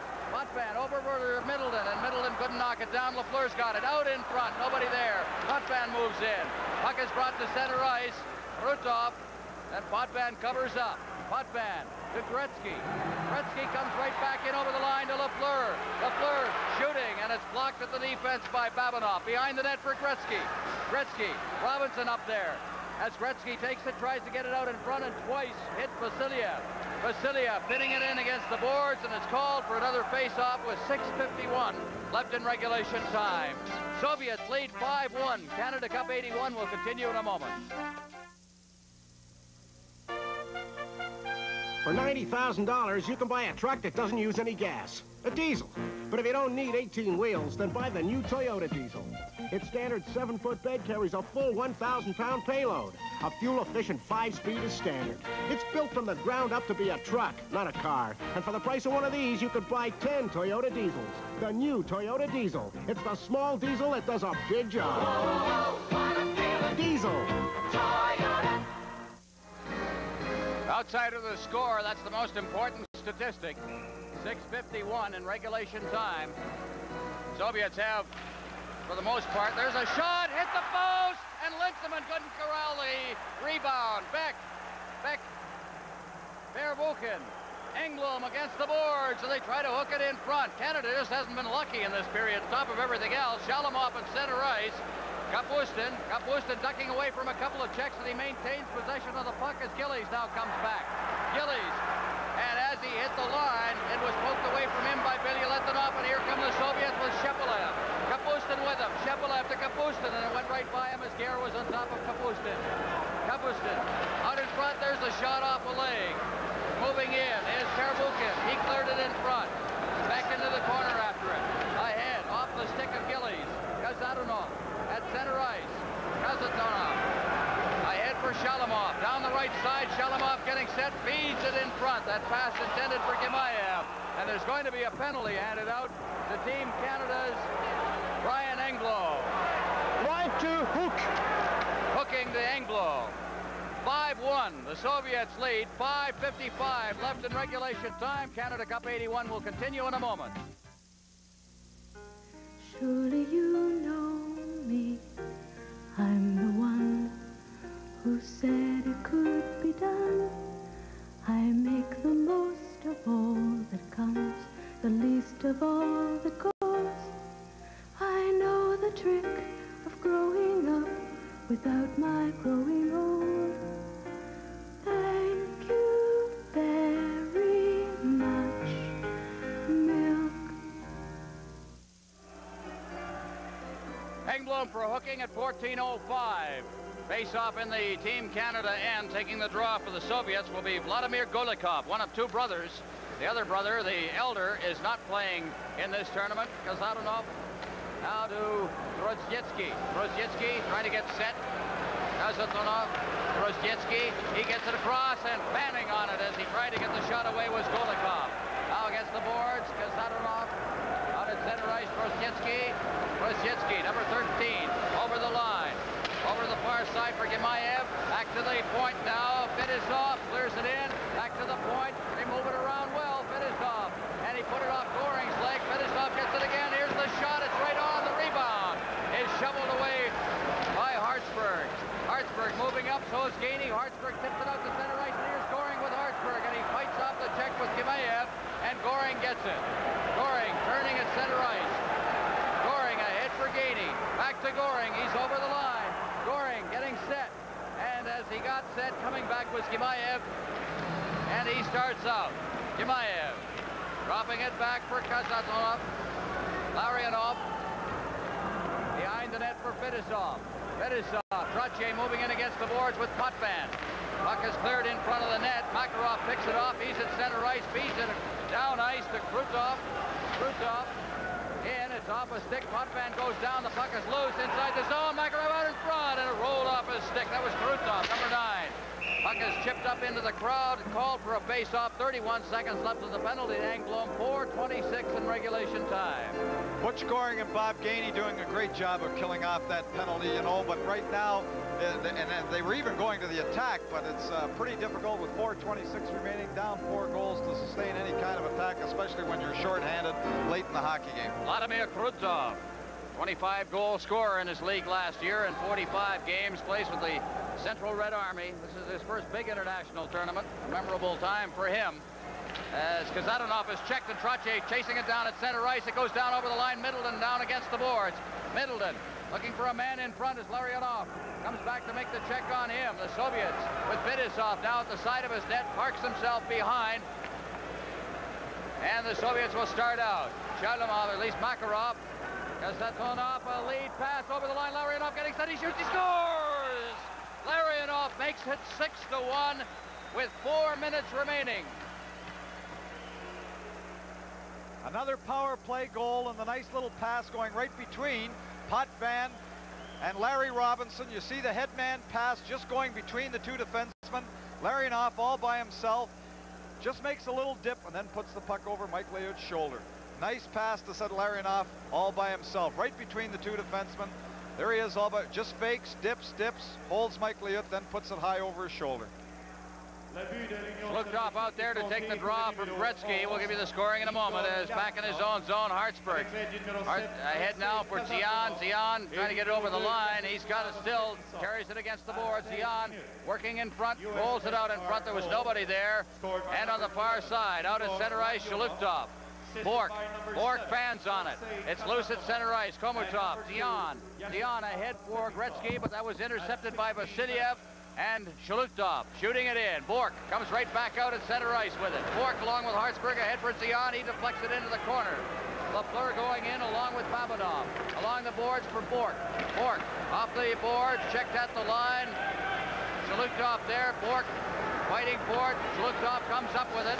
Schluchthoff working to the line. Now he just heads straight back again. Vasiliev gets the return pass. The captain for the Soviets. Out at center ice, and loose out there. Bork shooting it in. Shalimov at center ice himself. Rolls it in front. Intended for Shepelev, who was cutting straight up the middle. Now here's Bork. Bork ahead. It's intercepted by Shepelev, who has been outstanding for the Soviets in this game. Back in over the line, Kapustin. He takes a shot. That's right on, and Liut. Out at center ice, Gretzky. Gillies can't reach it. Shepelev shooting it back in. Hartsburg over for Bork. Ahead for Gretzky. Bossy. He can't reach it. Cleared back out to center ice. Shalimov to the line. Backhands the pass to Shepelev. He shoots it in. Engblom behind his own net. Forechecking is Gimaev. Shalimov in there as well. Trottier ahead, intended for Beck. It went right by him and Pervukin shooting it in. Liut out of his net, just leaving it. Now shovels it off into the corner for Bossy. Around the boards, Beck. Less than 2 minutes left in regulation time now. Trottier behind his own net. Trottier coming out over the line to center ice. He shoots it in. Pervukin in the corner on the far side. And he clears it down the ice. Beck will go back for it, as cruising in there as well as Vladimir Golikov. Beck touches it. It's called on the icing with 1:36 remaining. 6-1.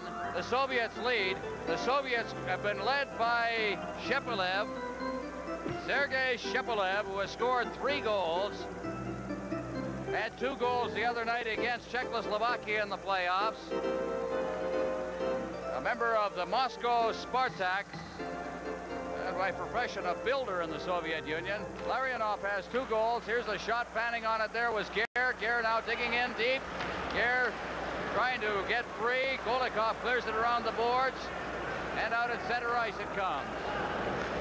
Gimaev over the line. Here's a backhand shot. They score as Golikov got in on the backhand and picked the far side. And it's 7-1. Well, it's just academic now. Golikov going around on this backhand. Has that low shot going to the far side of the net on Mike Liut, protecting the puck with his body. Seems like quite an innocent shot, but the backhand is just inside the post for the 7th Soviet goal. Golikov going to the outside, getting time to lift that backhand by Mike Liut.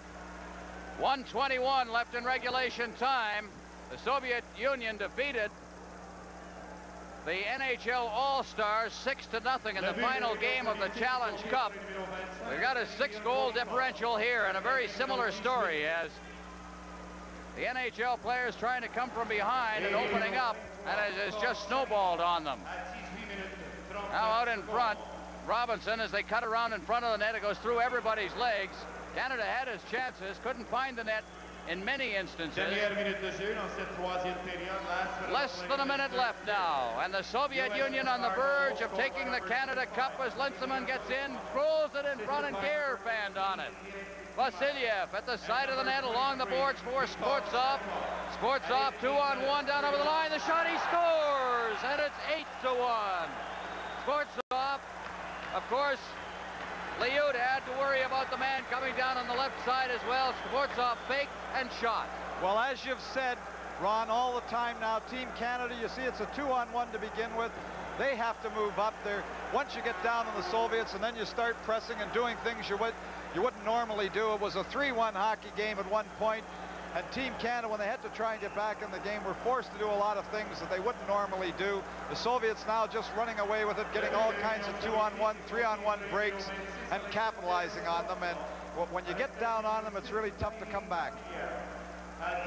And the puck is deflected up over the glass. And I'll tell you something as we get the official announcement here. Skvortsov from Vasiliev, his first goal of the tournament at 19-19. But I'll tell you something, the key to this hockey game, Tom, in my eyes, was the performance of Tretiak in that first period. It was a scoreless first period when Canada outshot the Soviets 12-4.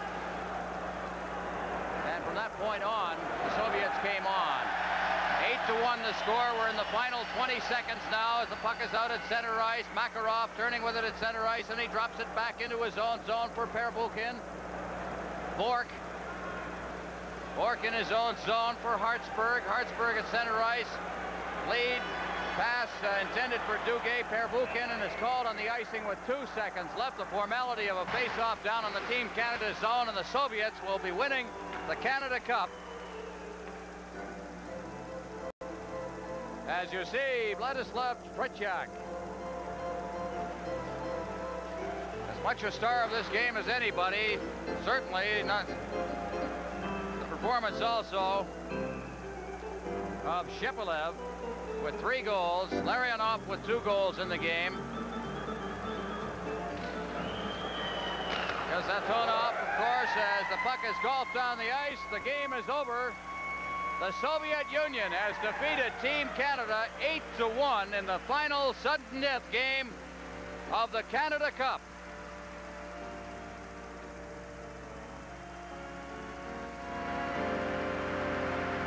And the Soviets surround Vladislav Tretiak. They're a happy lot. Final shots on goal in the game. Canada 27. The Soviets 26. In that final period, Canada only had 4 shots. It was 8-4 in the final period. But I'll tell you something, they had an awful lot of action around that Soviet net, and perhaps the fact that they couldn't capitalize, couldn't put the shots on the net in that period was as much a difference as anything. Well, after the 3rd goal, the power play goal by Shepelev when he was in front of the net, after that goal, Team Canada was forced to do a lot of things that they might normally do, and you can't do that with the Soviets. If you press down from the blue line, you get caught with the 3rd forward in, you do things that aren't great defensive plays trying to get back in the hockey game, and the Soviets were patient enough to wait for those mistakes that Team Canada would make, and when they break out, they don't make any mistakes, and they just ran it up after the 3-1 score, taking advantage of all kinds of Team Canada defensive mistakes, trying to get back in the hockey game. Ladies and gentlemen, planters and Labatt's are pleased to present Inuit soapstones carvings to the most valuable player from each team, as selected by a panel of international media representatives. Acceptant le prix planters de l'équipe de l'Union soviétique, présenté par M. Ronald Adlam, vice-président de Standard Brands Limited, receiving the Planters Award from Team USSR. Presentation be made by Mr. Ronald Adlam, Vice President of Standard Brands Limited. Well, the presentation of the most valuable players. Vladislav Tretiak. Well, there's the outstanding player for the Soviets, and we mentioned it near the end of the game. I thought the key performance in the game was that first period that Tretiak put in.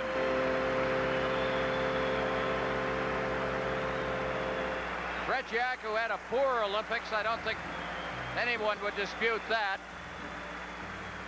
The 1980 Olympics, came back, was an all-star during the World Championships in Sweden this last spring, and comes on here to win the Outstanding Player Award in the championship game for the Canada Cup. Acceptant le prix Labatt de l'équipe du Canada, présenté par M. Sidney M. Holland, président des brasseries Labatt Limited. Receiving the Labatt Award from Team Canada, Presentation will be made by Mr. Sidney M. Holland, President of Labatt's Brewing Company. Le gagnant, the winner, Brian Trottier. Brian Trottier for Team Canada. Trottier in the game, of course, Canada with just the 1 goal, picked up an assist. He has been outstanding throughout the tournament.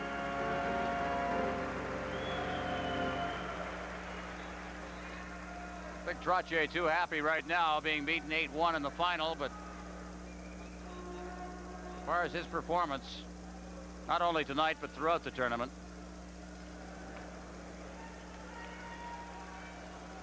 And coming up will be the Diamond Ring. Team Canada member judged to be consistently the best performer during the Canada Cup Series. A $10,000 gold and diamond ring presented by the Labatt Brewing Company. Messieurs, le membre d'équipe Canada, jugé le plus utile à sa formation durant la série Coupe Canada par un jury composé de représentants de la presse canadienne, se verra offrir une bague en or sertie de diamants d'une valeur de $10,000. Ce prix sera représenté par M. Sam Pollock, directeur des compagnies John Labatt Limited. And now, ladies and gentlemen, the Team Canada member judged to be the most valuable during the Canada Cup Series by a panel of Canadian news media representatives will be presented with a $10,000 diamond and gold ring by Mr. Sam Pollock, director of John Labatt Limited. Le gagnant sur l'équipe Canada, Mike Bossy. Well, Mike Bossy in the tournament scored a total of 8 goals and 11 points in the tournament. There you see the ring. Designed by Don Pritchard, commissioned to create a one-of-a-kind ring, and Mike will treasure that one. Bossy had 3 game-winning goals during the tournament. Now the top player in the series. Le président de Standard Brands Limited, Monsieur John R. McDonald, remettra le prix. And now the presentation of the Planters' Outstanding Player of the Tournament Award, as selected by a panel of international media representatives who have followed the tournament throughout. The Planters Award will be presented by Mr. John R. McDonald, President of Standard Brands Limited. Le gagnant de la montre Santos en or massif de la collection Les Mostes de Cartier. The winner of the solid gold Santos watch from Les Mostes de Cartier. From Team USSR de l'Union Soviétique, Vladislav Tretiak. Well, why not? Tretiak. And he's going to get a standing ovation from the forum here. Vladislav Tretiak played his first international game in here against the Montreal Junior Canadian All-Stars. There's the watch that Tretiak will be taking home to Moscow. He was beaten by the Montreal Junior Canadians 9 goals that night. That was a team that included Gilbert Perreault, Richard Martin, so many great players, Ray-Jean Houle, Marc Tardif. And how things have changed. He was just 17 and a half years old at the time of the Christmas holiday game. De mise en marché pour l'Association canadienne des éleveurs de bisons va maintenant présenter au capitaine des 2 équipes un chapeau de bison de la rivière Mackenzie, Canada Majestic, offert par l'Association canadienne des éleveurs de bisons et la compagnie de la baie d'Hudson. Ladies and gentlemen, Mr. Alan Seacott, Manager of Advertising and Marketing for the Canada Mink Breeders Association, will now present a Mackenzie River Canada Majestic Mink hat to the captain of both teams on behalf of the Canada Mink Breeders Association and the Hudson Bay Company.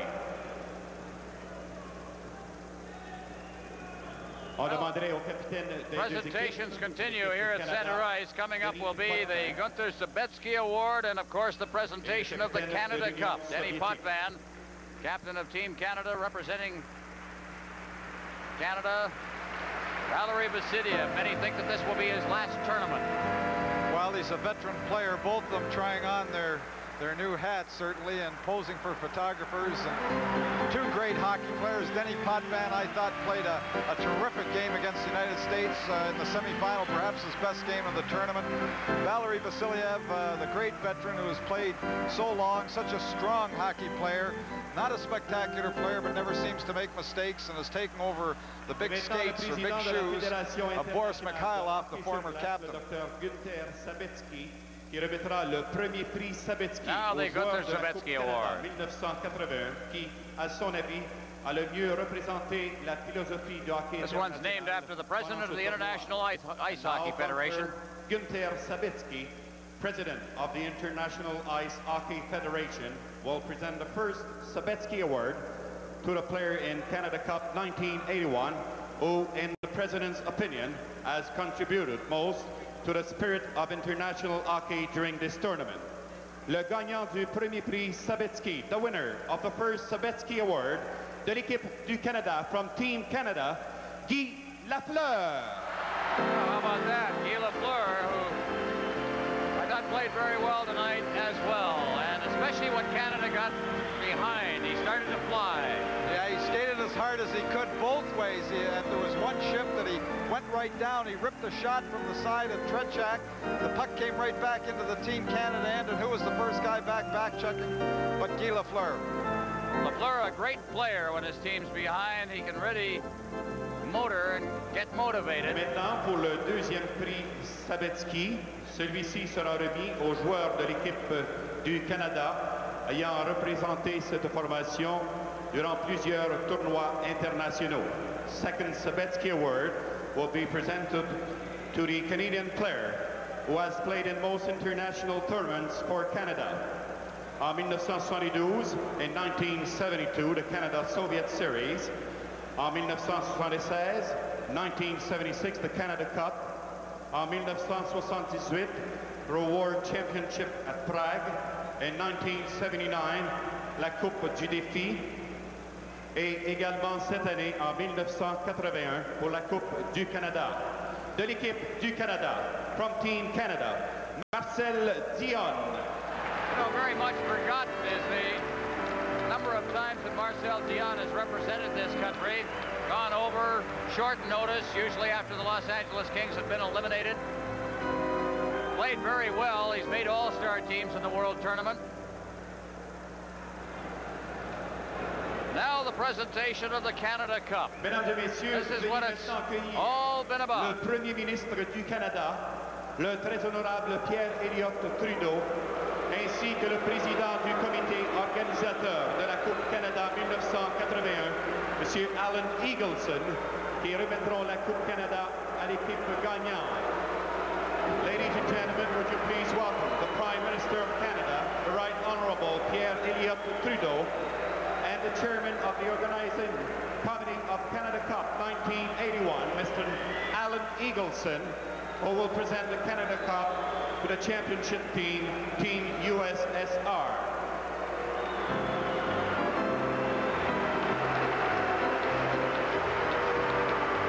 The question is, will they be able to lift it over their heads? The solid nickel Canada Cup. Soviet players will think that the reward is another weight to increase their strength for the next tournament rather than taking the cup home.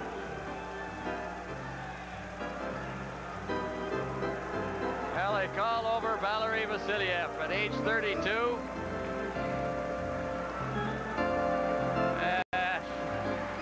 Prime Minister handled it very well.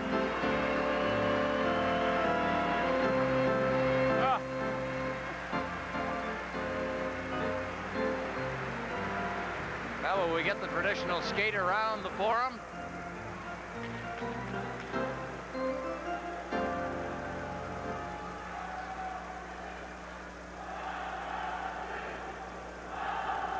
Vasiliev has been, well, a veteran of the 1972 series, as a matter of fact.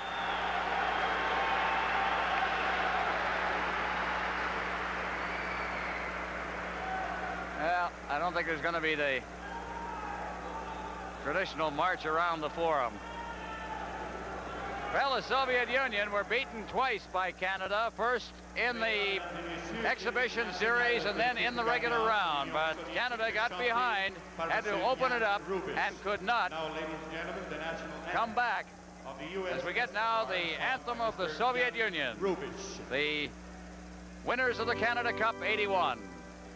Союз нерушимый республик свободных сплотила навеки великая Русь. Да здравствует созданный волей народов единым могучий Советский Союз.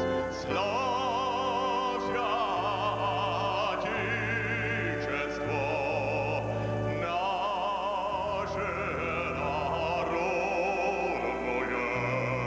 дружбе народов надежный оплот. Статья Ленина, сила народная, нас к отечеству коммунизма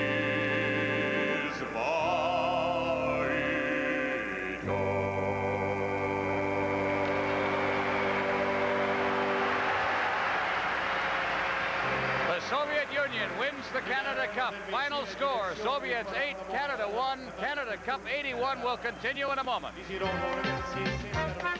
Buying a lottery ticket? Uh-huh. How about a Super Lotto? You mean this one? Super Lotto's the only lottery that can make you a millionaire now, with 3 big chances at a tax-free million. What's going on? A new scratch and win that can make you $10,000 richer instantly. How'd you do that? And a Super Sunday draw at the end of each month. Hey, buddy. Yeah? I'm sold. Good. Can you teach me how to do that? The only lottery that can make you a millionaire now.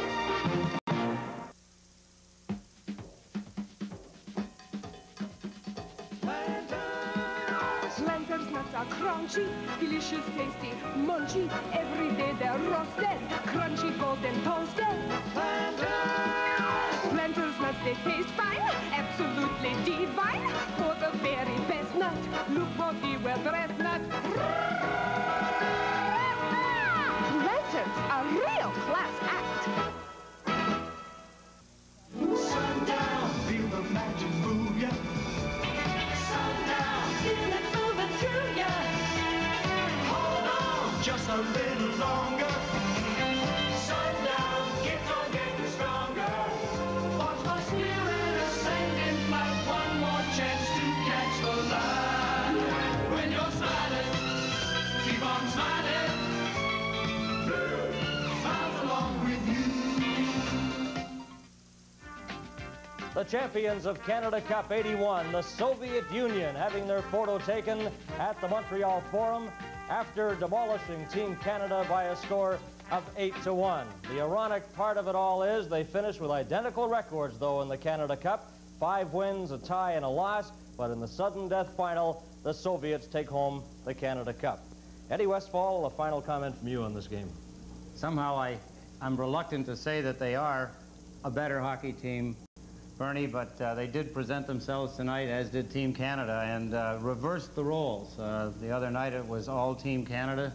Maybe the change in goaltenders for the Soviet Union had a lot to do with it. Treychek in the early part of the in the early part of the game was really the thing that turned it around for the Soviet Union. The score 8-1 does not represent the whole play of the game, obviously, but it has to go down in record. Shepelev has 3 goals. He ended up the top goal scorer for the Soviet Union in Canada Cup 81, and in an 8-1 game, he got the winner tonight. He got the winning goal, and it was not what you would call one of the great goals of the game. Fedosov goes behind the net, number 2. We mentioned before in the highlights, watch Brian Trottier ring his bell right there. The puck comes out in front. 2 Canadians miss the puck as it dribbles right out between the legs of both Canadians to Shepelev. Now, his backhand shot here didn't look like it was going to make it to the net, but it did. Gillies had hit him earlier, and he got up before Clark Gillies, put his stick on the puck and dribbled it through all the legs, and it was in, and that was the goal that did Canada in. Thank you, Eddie, and pleasure working with you again, and thanks for joining us on CTV during Canada Cup 81. My pleasure, Bernie. Okay, and we'll be back with Alan Eagleson. Canada Cup 81 will continue in just a moment. For the best in motion picture entertainment. This season and every season. My name's Henry Brubaker. Robert Redford stars in Brubaker, just one of the great motion pictures in CTV's library of hit movies. Films that will lift you up and away to comedy, adventure, and drama. Movies like Superman, Every Which Way But Loose, and Bette Midler in The Rose. Maybe next time you'll know who I am. I am the Rose. The Rose! CTV fans across this country are jumping with joy and excitement at our great movie lineup, which includes 10, The Buddy Holly Story, China Syndrome, Dom DeLuise in Fatso, The Great Santini, Caddyshack, Revenge of the Pink Panther, plus many more. This season and every season, the very best in motion pictures will be on CTV. There's also an exciting lineup of super specials this season, with your favorite stars returning to headline.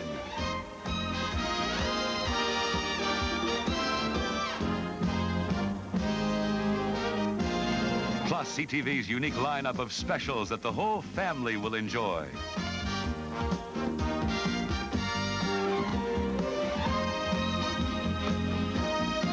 Superstars and super movies this season and every season. It's just one more reason why you should always.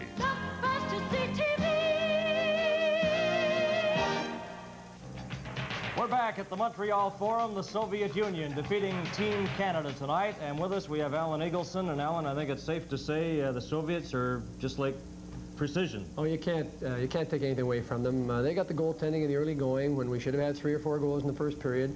We couldn't put the puck past Tretiak, and when they got their chances, they got it past our man. I feel sorry for every one of our players. They gave all they had. Score 8-1 goes in the record books, but it was one hell of a good hockey game. I don't think anybody wants their money back, although our hearts are a little saddened by not defeating the Soviets. But when you have a tournament like this, and everybody works as hard as they do, you can't guarantee a victory, and our opportunity now is to have another one and see how we do the next time. Talk about total commitment. Team Canada, the team really put out, and you did as well, Alan Eagleson, and you're to be congratulated for all the hard work putting Canada Cup 81 together. It's not nearly as much fun as winning, but we were there, we're in the final, we did that part of the job, and next time we'll get them. Next time, what is up next, international hockey-wise? We'll look for a Canada Cup probably in '84 with CTV and Air Canada and TVA and all the other people that have been so great, and especially to those people out there in hockey land that have stuck with us, the telegrams we got for our team, the letters of support, the phone calls, just terrific. Thank you very much on behalf of Team Canada. And on behalf of CTV, thank you, Al Eagleson. And on behalf of the CTV Television Network, Ron Rooch, Tom Watt, and Eddie Westfall, I'm Bernie Pascal bidding you all a good evening from Montreal.